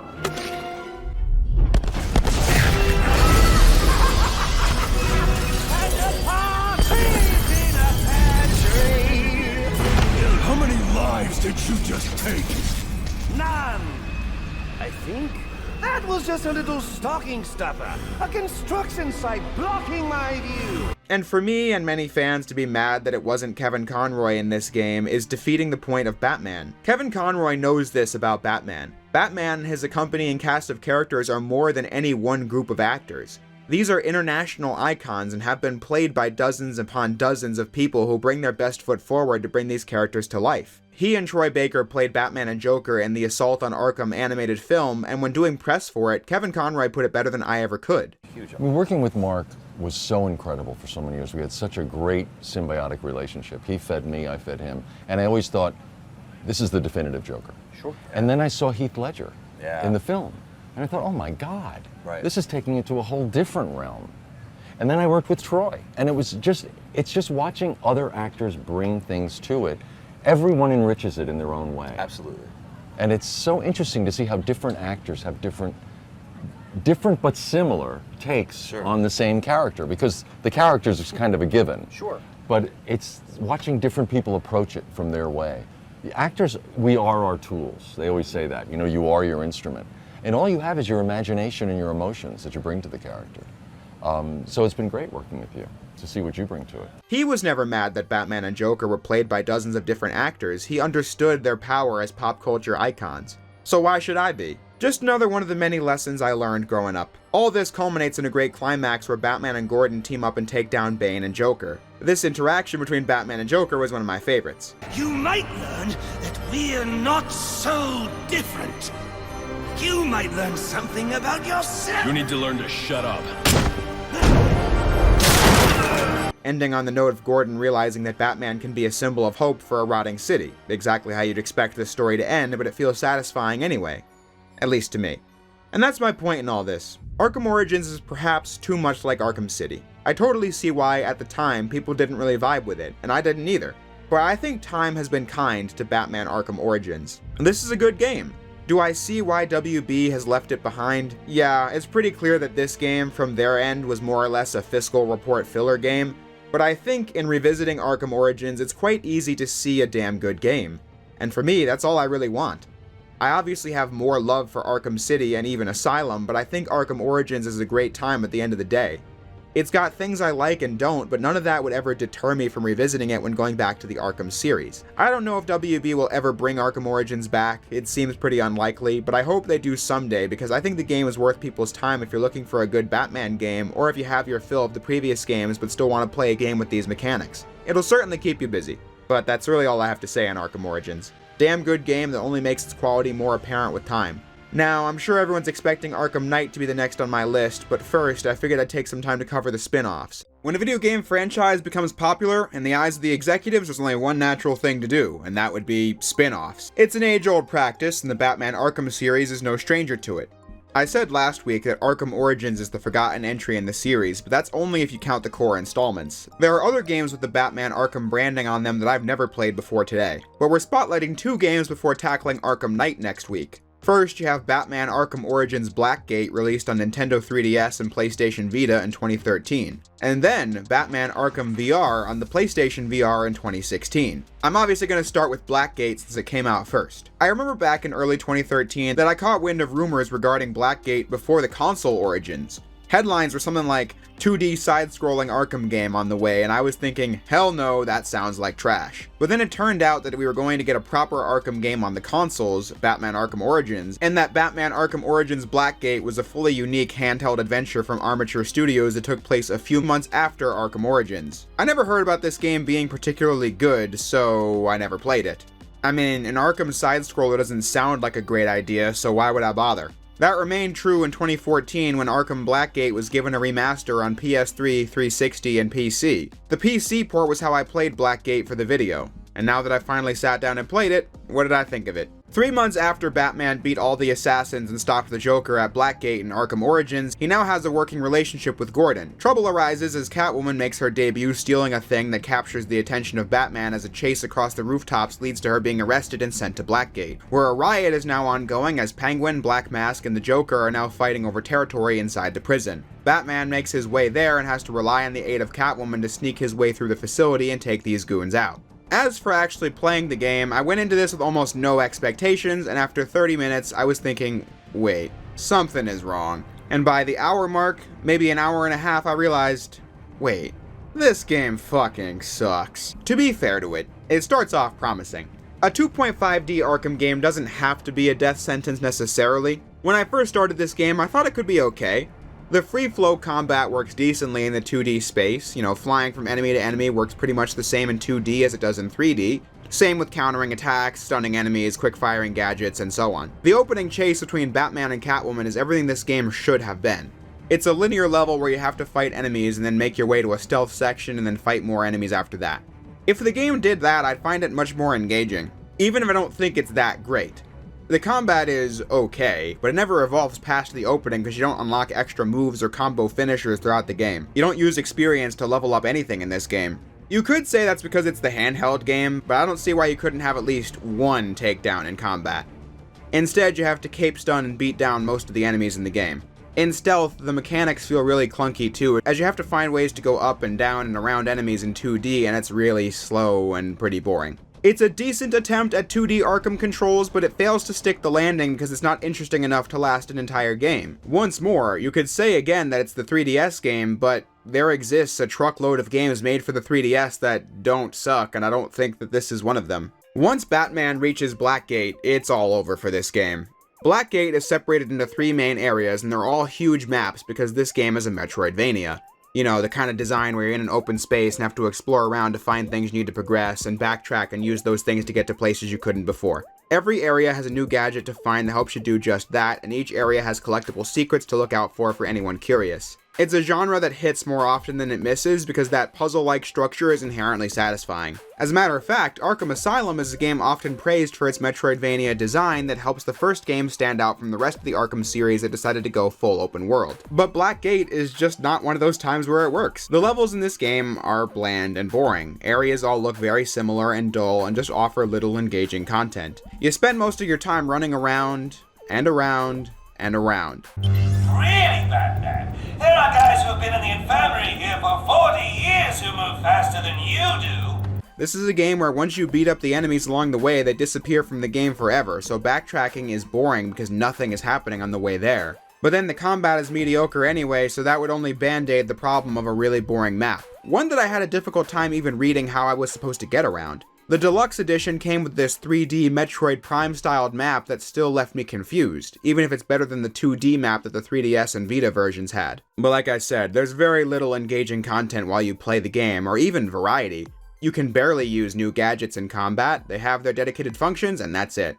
You crawl through vents, glide, grapple, run, walk, and that's the game. No noteworthy platforming or traversal challenges. Instead, it's a lot of straight lines that might just put spikes on the ground that you can barely see to make sure you still have a pulse while playing it. I realized this game was bad when I saw how detective vision worked here. In every other game, it showed you things like destructible objects and enemy locations, but now, in order to do anything with it, you must first scan it, which takes several seconds, which really adds up the longer you play the game. Every wall you need to blow up with the explosive gel requires you to scan it first, which wastes so much of the player's time.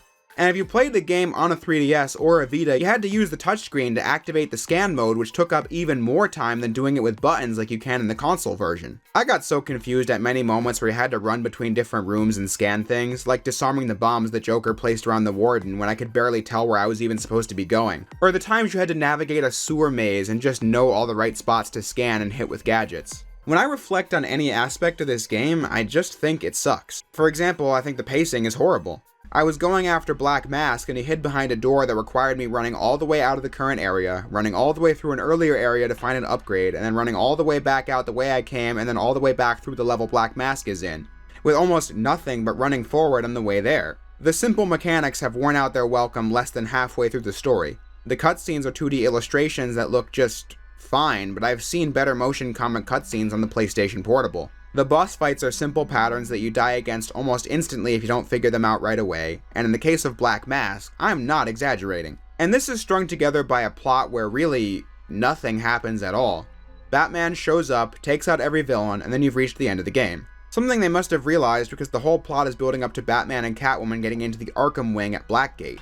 But it's a double cross as Selina plans to break Bane out of Blackgate, and to make sure Batman can't stop her, she set up a distraction. What is cool is how you can defeat Penguin, Black Mask, and Joker in whatever order you want, and depending on which one you defeat last, changes what distraction Catwoman has at this point. What is not cool is that no matter what, you're forced to run through every level again to save the day, which takes almost an hour. I was lucky I stopped Penguin last because that leads right into the Arkham wing.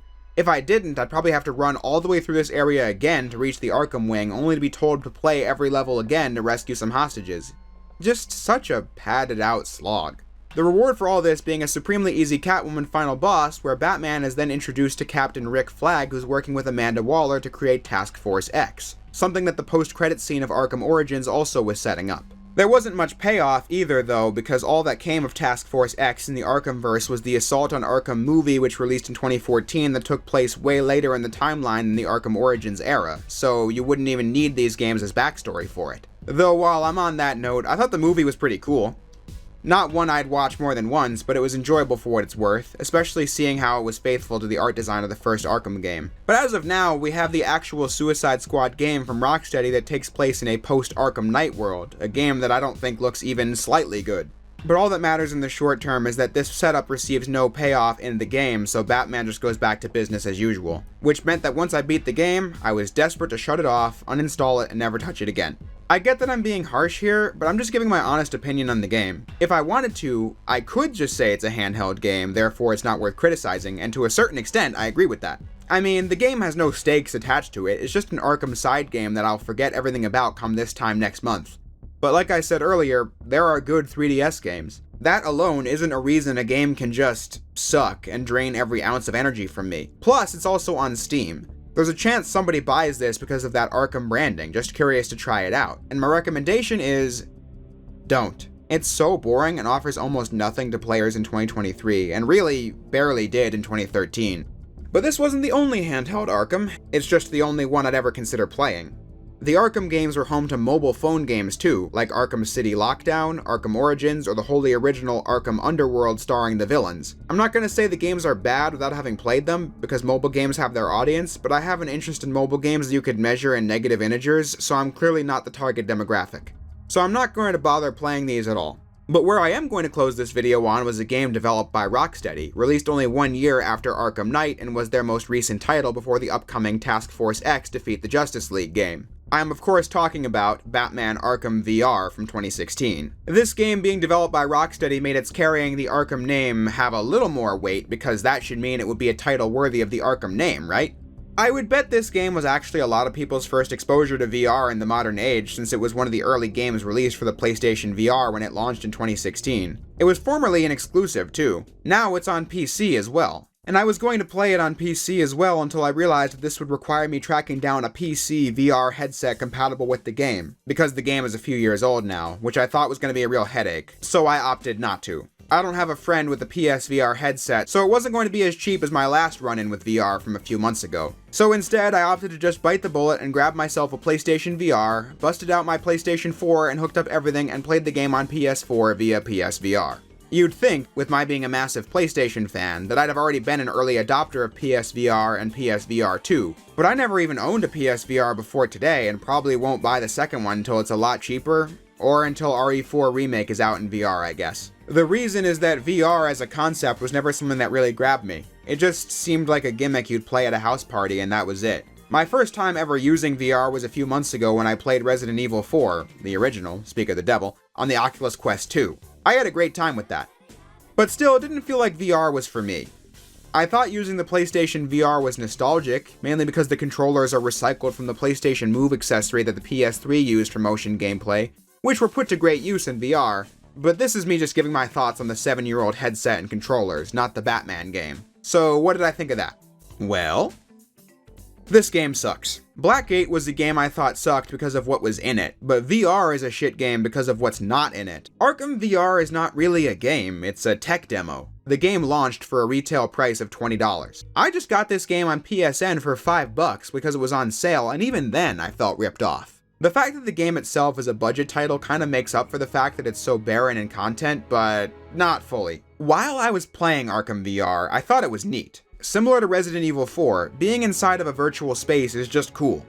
The game opens with a really creepy depiction of the Wayne murders because Joe Chill gets right in your face, which is just perfect for VR. And then it's really fun being Batman and grappling to different parts of the Batcave and seeing Batman in the mirror as you move your limbs. However, RE4 had a full game's worth of content to back that coolness up. Built off the back of an almost 20-year-old game for sure, but that got me immersed in the VR experience while also being a game. Arkham VR is not a game. Games like Arkham VR are why I have the belief that virtual reality games are best enjoyed at house parties, not games I'd want to spend the money it costs to get a headset on. Arkham VR is, and I'm not kidding you, under an hour long, and that's if you don't know what you're doing, which I didn't. If you were to think of the things that made Batman Batman, almost none of them are in the game. Throughout the hour-long campaign, you never throw a single punch. And I'm not asking to go combo mad like it's a proper Arkham game, but it's Batman in VR. Who wouldn't be happy with some simple combat mechanics or simple stealth mechanics? Or actually driving the Batmobile to your destination? That would have been awesome.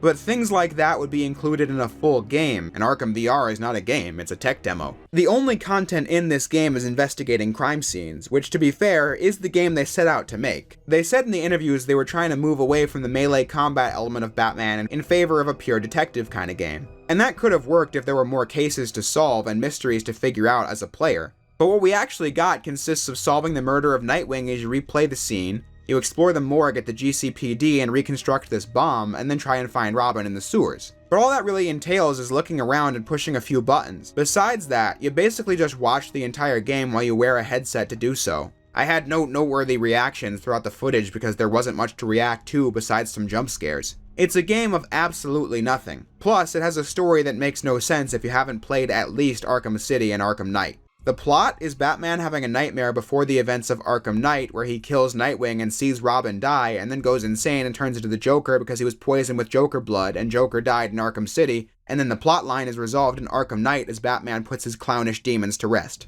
But in a vacuum, the plot of Arkham VR is nonsense because after Batman becomes Joker, it just cuts to credits and asks you to play it again with Riddler challenges. Even though I saw online this was only an hour long, it still took me by surprise how abrupt the ending was. The voice acting is good, with some funny lines from Mark Hamill's Joker, and all the recasted characters like Robin, Alfred, and Penguin sound fine, and the visuals look crisp in the headset. All the production values are there. The game itself isn't bad while you're playing it. I was kind of enjoying it, but having this little content is something I just can't ignore.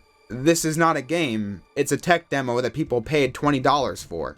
In addition to the money it costs to get the headset, which is obviously required to play the game. So if you want to experience this game, it is a very, very, very rare case where I can tell you that watching it on YouTube tells you everything you need to know about it and that you can safely skip it and miss absolutely nothing. And this is something I think the critical response to Arkham VR captured pretty well. The scores were pretty average because it was a decent VR tech demo, but as a game, it's 60 minutes of nothing. But, having said all that, at the end of the day, what does it all mean? Well, about as much as these games, I guess.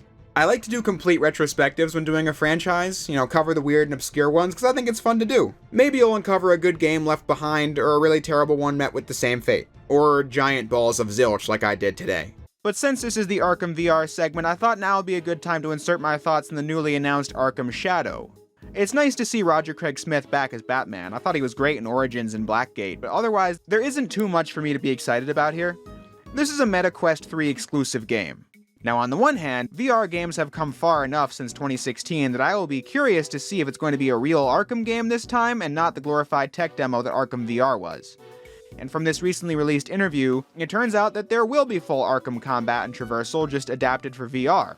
The director talking about taking things further from Arkham VR and how they're happy to do a sort of sequel to Arkham Origins, given that game going through a bit of a renaissance right now, which showed me the team definitely cares about the Arkham series, but since it's going to be exclusive for hardware I will most likely never buy, I and many others just won't be playing it, which is a shame. Apparently the Summer Game Fest livestream muted the audio because there was audible cries of disappointment when the trailer said it was a VR game at the end. Of course, I'm always open to a good game, and if this one is good, maybe I'll get to try it someday, but I do get a little weary when I see a franchise go on so long past the point of its natural ending. This series had an ending with Arkham Knight, and I just wish more fans and executives were comfortable with their favorite IP's ending. But speaking of Arkham Knight, that one's obviously next, but before we even get into it, I have to share this with you guys. Nowadays, everybody loves the "what is he, stupid" meme from the Arkham subreddit, but I was playing Arkham Knight recently and I had a huge laugh with the fact that this is actually a line in the game. It plays if you load up the game after having beaten all the other side quests except for Riddler's. There's still riddles on Founders Island, Dark Knight. What are you, stupid? Oh, yes. Yes, you are. Yeah, I just had to share that. Back to the regularly scheduled programming. Spring 2014. It was still not known what was going to happen with the Arkham series next. The side game, Arkham Origins, released the previous holiday season and was a good game, but didn't really feel like anything more than filler when it was released. I want the real sequel. Then one day I'm just on the phone with my friend from school talking about these games as we tended to do, and I'm surfing the PlayStation Store and see the news of Batman Arkham Knight on the front page. Holy crap, is this the new game? Yes, it was. Rocksteady's third Arkham game, and they announced it in style. Normally, I don't really feel much of anything for these CG announcement trailers, especially when the game is years and years away. However, with the Arkham series, you kinda knew what to expect with the gameplay. So the announcement trailer is merely selling you on the idea of the game, which is Batman is going to war with all the villains united against him in the open city with a new armored batsuit and, of course, the Batmobile. Everything from the dramatic music, the detailed models and backgrounds, the usage of Thomas Wayne's will being read as Batman suits up, and Batman being as cool to watch as ever.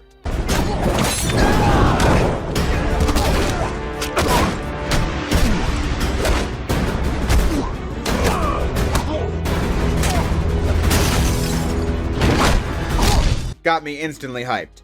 It's one of my favorite game trailers of all time, and when my friend and I saw it, there was no conclusion other than, holy shit. When does this come out? After some delays, the answer was June 23rd, 2015. This meant the hype cycle was on for the year-long wait for the game to be released. Only catch was that the game was going to be exclusive to next-generation consoles. Batman Arkham Origins released in the same holiday season as the PlayStation 4 and Xbox One, however they decided to keep it on the previous generation. Most likely because that was simpler. The game had started development on those consoles, and people were still going to be playing on them in late 2013, even if new stuff was out. But Arkham Knight was a game that Rocksteady wanted to go big with, bigger than anything the PlayStation 3 or Xbox 360 could do. So the new game was next-gen exclusive. I didn't have a PS4 yet because I didn't really see the need to get one at launch. Or rather, it's more accurate to say I didn't see the need to ask for one at launch.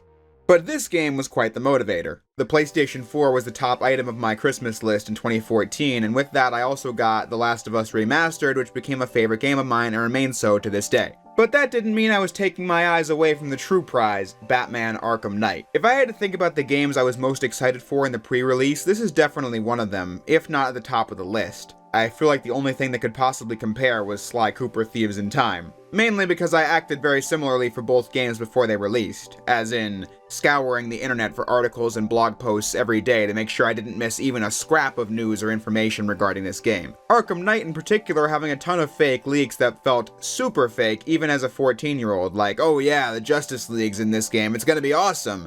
But when you sifted through all that noise, you saw it was setting up to be the ultimate Batman experience now that players were finally able to drive the Batmobile across a massive Gotham City. A segment of the city that was only ever in the background of the previous games.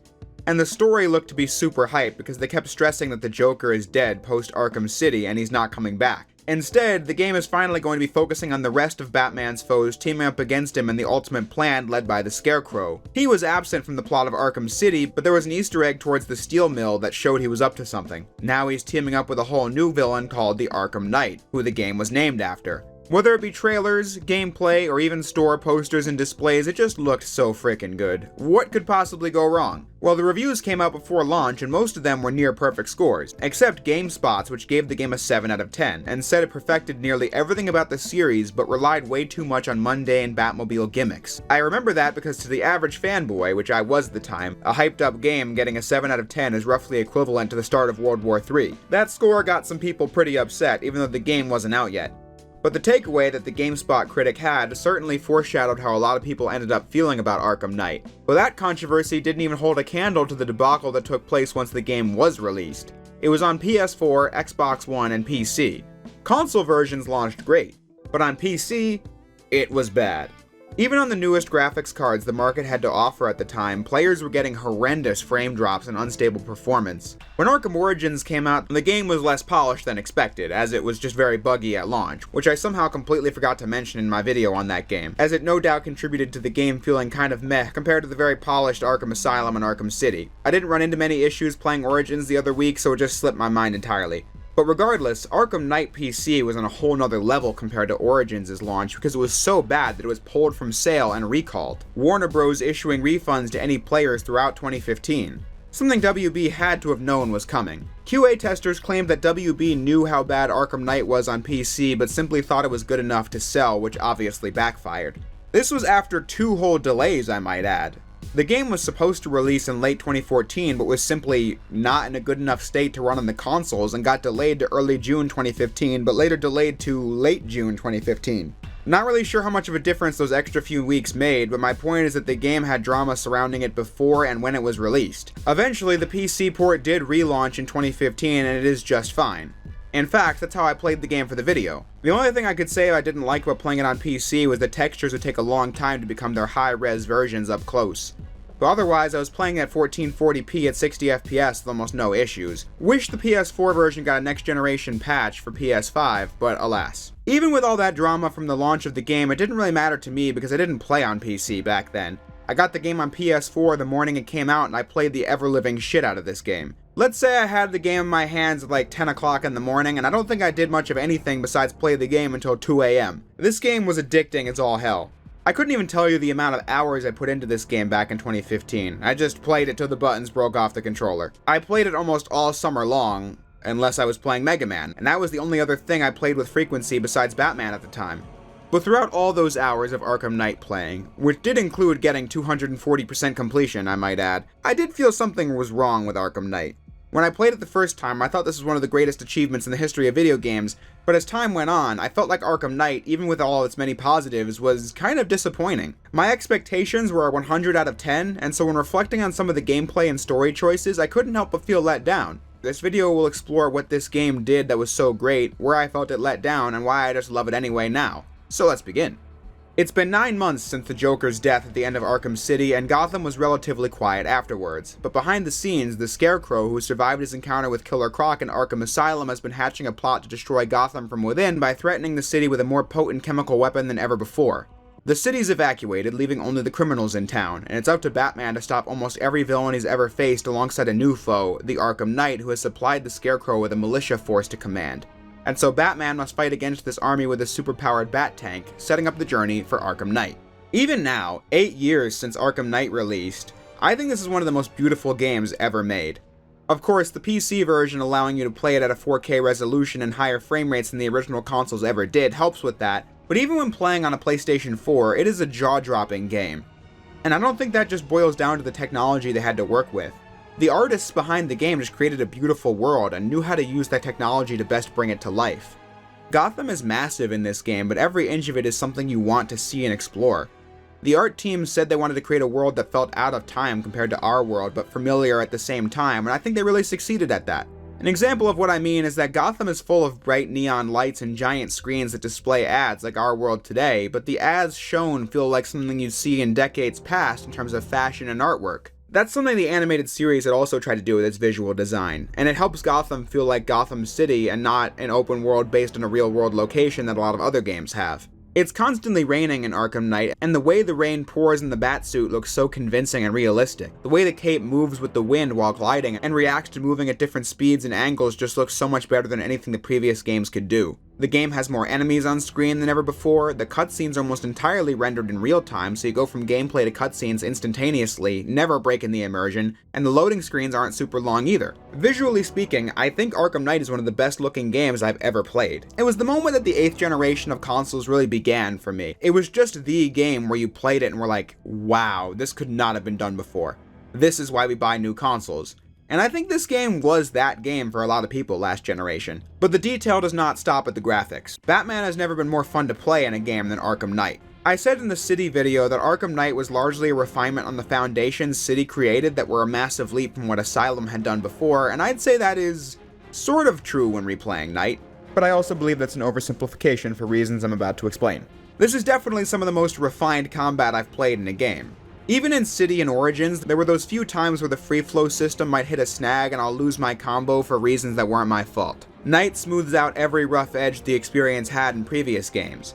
Batman will fly across the room nearly effortlessly, tearing goons to pieces. He won't get caught on obstacles, he will instead jump around them or off the walls to continue the combo. With more animations in combat than ever, like Batman being able to beat on guys on the ground and fly back towards someone standing up with a spinning kick. It works in a way where if you liked Arkham City and Arkham Origins, Batman plays in a way that will feel incredibly familiar. But the developers just loaded the game up with as many ideas as possible, like how Batman can just pick up enemy weapons like a baseball bat or whatever and bash them over the head with it, or how almost every gadget with offensive capability has some new combo takedown like the Bat Claw or the Explosive Gel, or how Batman can use the environment to absolutely non-lethally knock guys unconscious, such as slamming their faces into machines with 1,000 volts of electricity. Yeah, I'm sorry, maybe you could get me to believe that somebody could walk these injuries off in previous games, but in Arkham Knight, Batman can run people over at 200 miles an hour and they're just mildly stunned with an electricity effect. Batman absolutely kills people in this game, make no mistake. But whether it's lethal or not, the combat is just so much fun in Arkham Knight. Packed in with the best animations in the series and the best sound design too. The upgrade screen has returned to the way it was in Asylum and City, allowing players to pick between upgrades for Batman's physical abilities, his combat ability, gadgets, gadget techniques, and Batmobile-related upgrades. These are so good that I often had trouble picking between them because I wanted to spend my upgrade points on all of the abilities. I mean, do I want to use the Disruptor to stop enemies from blocking my detective vision or blinding militia drones with the hacking device? Do I want the Firearm Disarm takedown, or do I want to expand the Fear takedown to include more enemies? You gotta choose, and that choice is hard and everything is so useful. Batman's stealth is also the best it's ever been. The new suit allows you to do this Fear takedown to instantly bring 3 guys down at once that can be expanded to 5. The level design in these stealth maps is also the best in the series, with environmental traps the players can put enemies in, and with some grates leading to chutes that Batman can use to get from the ground to the gargoyles with ease. Arkham Knight just does everything in its power to make sure players, as the back of the box says, feel like Batman. All the while making the game more difficult than the previous entries too, with the inclusion of new enemies like big guys that carry all the same weapons that the smaller ones can, guys with Gatling guns that can tear you apart, medics on the field that can revive defeated foes, enemies who can be hidden from your detective vision, track you via your usage of detective vision, and the list goes on. The game throws everything, and I mean absolutely everything at you, and yet you feel like you can absolutely take those odds on with your immense arsenal. And these are the most fun gadgets to use in the entire series, as they only picked the gadgets that were the most fun to use and expanded them and brought in new ones alongside them. One of the old ones I thought was improved was the remote hacking device.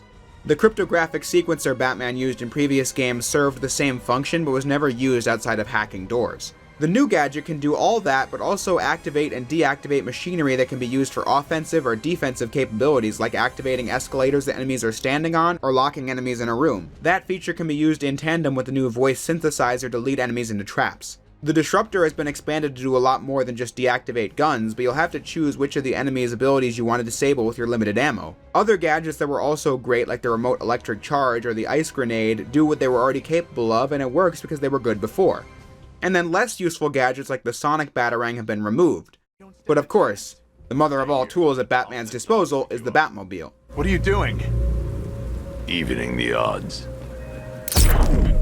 This is something that I wanted to introduce for a while, but something like that requires a lot of testing to implement. But since Arkham City nailed the stealth and combat gameplay, Arkham Knight had the dev time to refine that to perfection and implement something new. What was clear in development early on in Arkham Knight was that the game would need an entirely new approach to designing the overworld because they dropped the car into Arkham City, and what was immediately obvious was that the streets are pretty narrow in Arkham City and that buildings weren't that tall.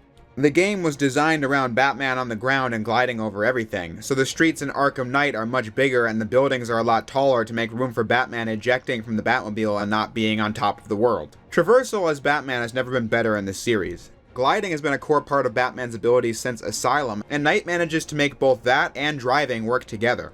Sometimes it's faster to just glide to your next destination by ejecting from the car at full speed, but then getting back in the Batmobile is as simple as pressing L1 and the car will find its way to you and you hop in and drive at max speed. The car controls are some of the best I've ever used, with smooth turning and a speed that's easy to control. Plus, the Batmobile's battle mode, activated with L2, makes it really easy to come to an immediate stop and change your direction if you need to. I think they nailed how the Batmobile plays while trying to travel across Gotham. But the Batmobile, one of the most hyped up features of the game, ended up being the thing most people hated about this game compared to the previous ones. I feel like it's because the game comes off as though it's insecure about the Batmobile's usefulness, so the developers just decided to go way overboard with it. I mean, using it to travel and playing obligatory chase scenes would have been fine. The Batmobile is fun to use when doing these chase scenes. It feels like something you'd see in a Batman movie, especially when you get the skins for classic Batman cars. It's awesome. But then the Batmobile takes up a significant portion of the game while doing things that nobody asked for. Slowly scanning tire tracks to see where the Arkham Knight went? Not very exciting. Slowly using a power winch to drive up select buildings like it's Batman Forever? Not great. But then, the Batmobile has this battle tank mode where the guy who doesn't kill figured he might as well strap on some 60mm cannons and machine guns to the Batmobile. And then you go to war with an army of remote-controlled drones. I'll give credit to the tank battles in Arkham Knight for this. It handles well. You unlock various upgrades for the Batmobile, like hacking the drones, doing more damage, an EMP charge, and so on. There is a skill curve and a progression for Bat Tank battles, but there are so many of them over the course of the campaign, and it really is something that nobody asked for. There's an entire side quest of blowing up militia bombs which forces you to battle dozens of tanks at a time. I find it satisfying to quickly boost out of the way of an enemy tank and then blow it up, or just targeting 10 tanks and destroying them all at once with missiles, but again, the issue is that this is Batman Arkham Knight and you have to spend maybe like 4 or 5 hours of this 20-hour game battling tanks, or racing on Riddler tracks, or solving Batmobile-related Riddler puzzles. It's very easy to get sick of the Batmobile by the end of the game because despite how polished and admittedly satisfying it can be to play, you just want to get back to beating up goons with your bare hands, and instead you have to fight drones with a tank. This seriously brings up a question about the Arkham Knight's competence too. He knows so much about Batman that he trains his guys on where the armor is the strongest and the weakest, but also thought it was a good idea to pit Batman against an army of unmanned tanks. Literally put any humans in even a third of these tanks and suddenly Batman can't just blow them up with missiles anymore. But then you could say, well, they made them unmanned for the sake of gameplay and not the story, but in that case, who asked for Bat Tank battles to begin with? The sheer overexposure of Bat Tank fights became what a lot of people remembered about Arkham Knight, and it soured the game in their minds because it wasn't fun enough to justify the amount of time you spent on it.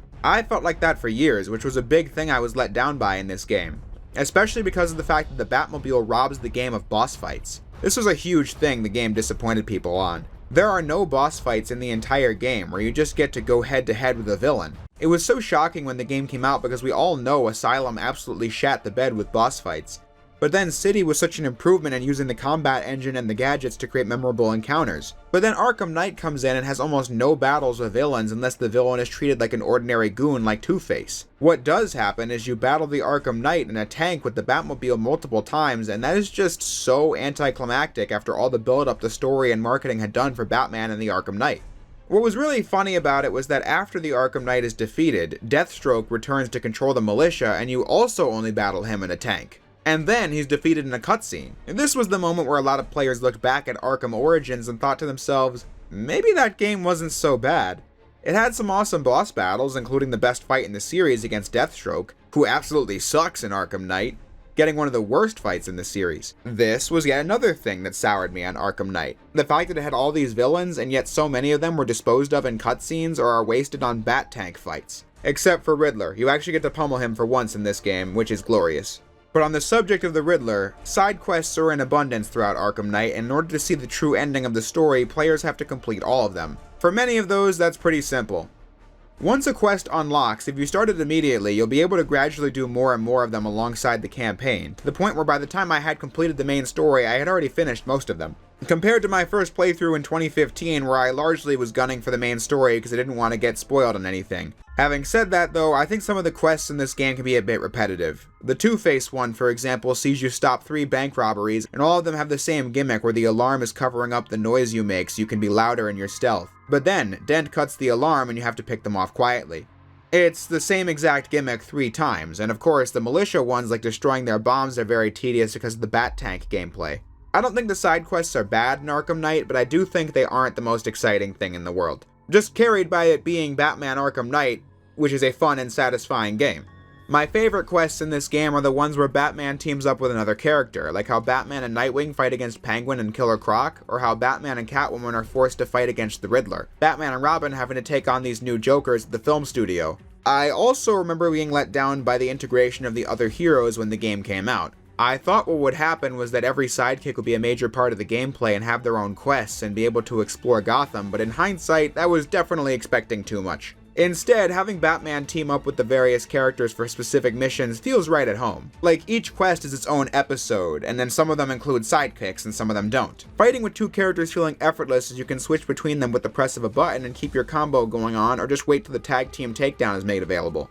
This happens frequently enough for it to feel like a fleshed out part of the gameplay, but infrequently enough as to not distract from Batman's solo gameplay. But I think having an issue with the integration of the side characters came down to my feeling really let down by the story in Arkham Knight. For a little bit of context, Paul Dini, writer of several classic episodes of Batman the Animated Series, had wrote Arkham Asylum and Arkham City alongside the developers at Rocksteady to create a real synergy between the story and gameplay, creating a feeling that you were playing a PG-13 reboot of the animated series. However, Paul Dini did not write the Harley Quinn's Revenge DLC for Arkham Knight, nor did he write Arkham Origins. Following the completion of Arkham Knight, he was told by Warner and Rocksteady that they were less interested in freelance writers and that if he was given another work offer that he should take it. Arkham Knight was then written in-house, and I feel like the writing in Arkham Knight took a hit as a result. I want to start with the obvious. The Arkham Knight twist might be the most predictable moment in any game I've ever played. Very early on, it's obvious that the Arkham Knight is Jason Todd, the Robin killed by the Joker in the Death of the Family story who later returned as the Red Hood and battled Batman. He's simply the only character who could feel this much of a vendetta against Batman and be aware of all of his secrets while also having the skills that the Arkham Knight has. But then the game keeps piling on hints that have all the subtlety of a brick to the face, like outright seeing hallucinations of Jason's death. But the story has no choice but to do that because Jason has not been mentioned at all thus far in the Arkham series, so the game has to build it up.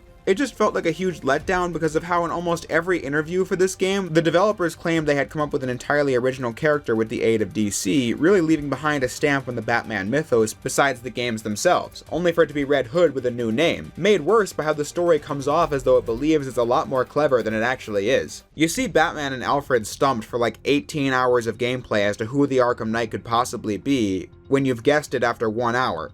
This makes the lack of boss fights feel even worse, because the story keeps hyping up the fight with him and you get nothing but a tank battle, a car chase, and a stealth encounter that's pretty easy to do. But then I guess that begs the question, do the interviews even matter? They said all that to make sure you had no idea what the true nature of the Arkham Knight was in the pre-release, and that kind of stuff happens all the time in games and movies and whatever else, lying to protect a twist. I guess all that matters is what the story was at the end of the day and how it was executed. In the case of Batman Arkham Knight, I just feel conflicted, even to this day. Joker being dead is something they also hammered in during the interviews. This remains true throughout the whole game. He never returns from the dead. However, the fear gas from Scarecrow causes Batman to hallucinate the Joker throughout the entire game. Joker is essentially commentating over the entire campaign from start to finish. Oh, Bats, I've missed you. All the subtlety and nuance of a napalm enema. I'm conflicted because on the one hand, Mark Hamill crushes it as Joker in this, and he has some fantastic lines and hilarious moments in the game. I'm stuck in your head and I'm laughing. I fill you with dread and I can't stop laughing. Your parents are dead and I can't stop laughing. What else can I do? But on the other hand, this plot element caused even more of a collective groan in the audience than Joker being Black Mask in Arkham Origins. Joker being dead post-City just made Knight the perfect opportunity to just tell an Arkham story that wasn't about the Joker, but the writers did not take that chance, and instead put more Joker in it than almost any previous Arkham game. It is just easy to get burnt out on the Joker because he may be Batman's greatest foe, but this is also the most compelling roster of supervillains of any comic book hero, if you ask me. So to see them all be relatively sidelined yet again just felt weak. Then you have Batman acting like more of a jerk than usual, which becomes kind of tiring by the end, seeing as he lies to Robin throughout the whole story to keep him working on a cure for Joker-itis instead of helping him on the field. When looking back on the game, I can see what they were going for. I can explain this in more depth later, but this is a story about fear, and what fear causes Batman to do that alienates his allies. I just think the game's story lays it all out pretty thick. The Arkham series is also guilty of rewriting its own history again and again. I already talked about how those bios in Asylum were really interesting and compelling when the game first came out, only for them to be tossed out in subsequent games. But then Knight adds drama that never existed before, and we just have to roll with it, like Tim Drake and Barbara Gordon being together, which was never a thing in any continuity I'd ever seen before this game came out. Commissioner Gordon's relationship and trust with Batman is also central to the story, despite the fact that he was nothing more than a side character in Asylum and got a cameo in Arkham City. Without Arkham Origins' take on Gordon, this part of the final chapter of the so-called Arkham trilogy doesn't really land as much. Or how Two-Face resents Batman for his split persona, which was in the bios of the previous games but only became a topic of conversation in this one. To this game's credit, I still love what they did with the Riddler. He actually was very consistent throughout the Arkham saga, and had a simple but effective arc where he just got crazier and crazier and more unkempt with each time he's been beaten by Batman, going from someone who is dressed nice in Origins, but doesn't put any effort into his appearance by night. Or how he went from amusingly getting pissed off at Batman in the first two games, to straight up having a mental breakdown as you start beating him in Arkham Knight. Stop not dying! once it's revealed that Bruce Wayne is Batman at the end, he just refuses to accept it, even though in Arkham Origins you can see in his lair that one of his theories on who Batman is was Bruce Wayne. But the brain rot he suffered from since is so bad that he doesn't believe it. Why, hello there, Bruce Wayne.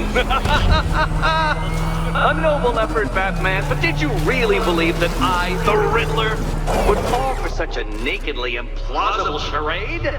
You expect me to accept that I have invested time and agonizing time again by some spoiled trust fund-fueled hobbyist? I don't believe it. Why, I refuse to believe it. It's not true. True. But Riddler was always one of my favorite characters in terms of how they implemented him across all 4 Arkham games. Other villains that did appear on screen just get rewritten to be completely different characters, and we just need to pretend that it's not that way. The Scarecrow is unrecognizable from his appearance in the first game. And I don't mean physically. The idea is that he's disfigured after what happened with Croc. I just mean that his entire personality went from being the kind of villain who cackles in an elevator to an audience of absolutely nobody.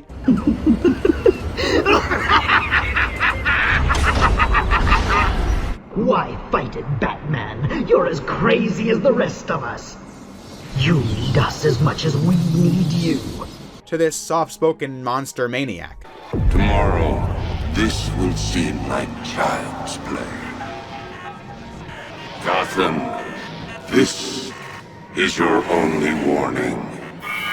Although, in the interest of fairness, the animated series did the exact same thing with the Scarecrow, even down to how the vocal performance in Asylum kinda reminds me of the original animated series Scarecrow, and then the one in Night kinda reminds me of the New Adventures take. So maybe that was intentional, I don't know. But then that's the thing. I can go over many things I think the story did right and wrong. I can talk about whether or not I think this game needed as much Bat Tank as it had. Arkham Knight is definitely not a perfect masterpiece, when I feel like Arkham City pretty much hit every beat with laser-like precision. But this is where the learning to love element comes from in Arkham Knight. Were this video made a couple of years ago, it would have absolutely been about how this game was a letdown because it was so obvious that Jason was the Arkham Knight when I expected a new villain. And really?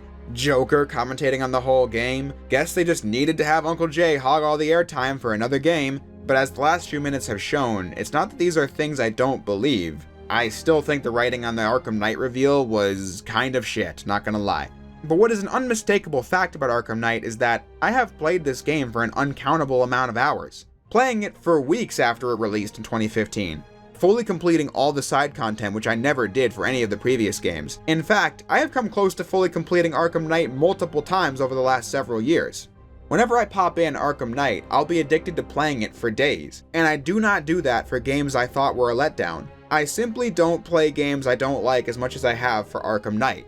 Even for this video, on the last day of recording the campaign, I sat down, played for 3.5 hours, and then took a dinner break. But then decided to go back to recording immediately, and from then to my finishing the story, 4.5 more hours had passed and it felt like no time at all.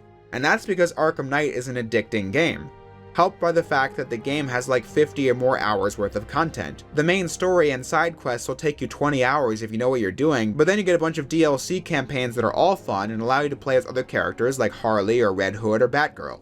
The story mode has DLC missions with Freeze, Croc, Mad Hatter, and Ra's al Ghul that feel as good as any quest the main game had to offer. And then you can do challenge mode maps with every single character and toy around with a plethora of skins, ones that are actually cool to see like the 89 suit or the Dark Knight suit. And then the game ends in a satisfying way. Sure, I think the fact that you don't fight Scarecrow or the fact that the Arkham Knight has a complete heel turn is pretty lame. And once more, at the time it felt like they were overplaying the Joker. But when you reflect on it, it's easy to see that Arkham Knight was trying to tie the whole series together as being a single story about fear and how that relates to the journey of Batman and Joker. In Arkham Origins, Joker was trying to kill Batman until Batman rescued him from certain death.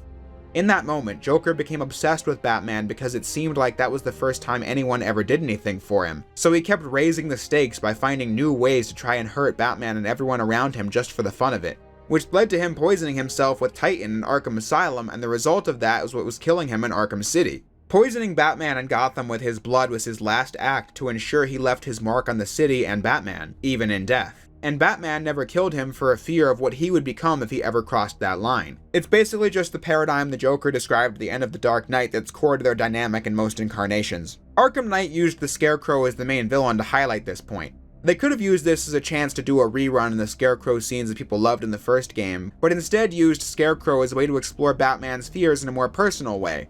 Since Joker's stuck in Batman's head, Joker becomes the voice of Batman's inner critic. Everything Batman feels guilty about and tries to suppress, this inner Joker laughs at him for. He's a jerk to people like Robin because he's afraid of something bad happening to them, and that lack of trust causes the very thing he was afraid of when Robin's captured in the end. Batman is forced to surrender to Scarecrow and show his face to the entire world while getting pumped with fear gas, which causes the Joker side of Batman to take over.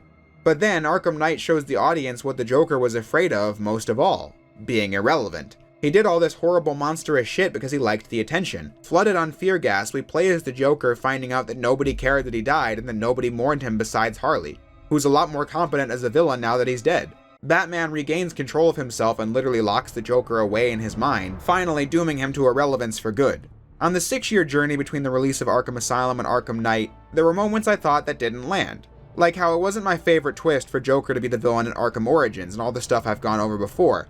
When you look at the Arkham saga as this story between Batman and Joker about fear, it feels conclusive, leaving players with an open ending after you 100% it as Batman destroys everything once his identity is out there, allowing the people associated with Batman to move on with their lives, but still leaving us on a note that shows perhaps Batman is still out there watching over the people of Gotham. This seems to be outright confirmed by the new Suicide Squad game, but we'll have to wait for that to come out to see what's really going on. Of course, it is now 2024 and the Suicide Squad game has come and gone, leaving behind one of the biggest flops in AAA gaming history.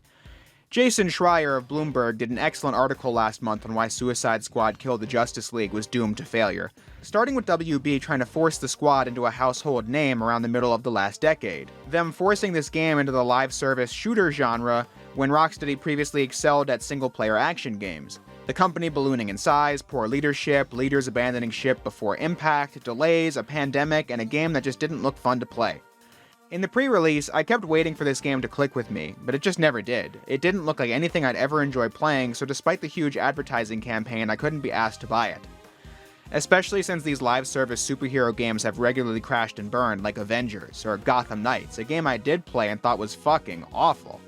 Of course, this game was also a victim of freakfucks complaining about DEI and SBI and inventing conspiracies and shit, but forget all that. The game just didn't look fun, and the reviews from non-outrage merchants were really lukewarm, so people didn't play it, and it was a mega bomb. I would like to talk about this game someday in more depth. Maybe if it becomes free on PS Plus, which I suspect it will, I'll probably play it then and cover it, because I think its failure is quite interesting. But either way, some put a lot of stock into how this game tarnished the Arkham legacy or whatever, and demand it not be canon, and so on and so forth. As always, a shitty sequel doesn't have to do anything to the things you already liked. Continue liking them for the same reasons you always did.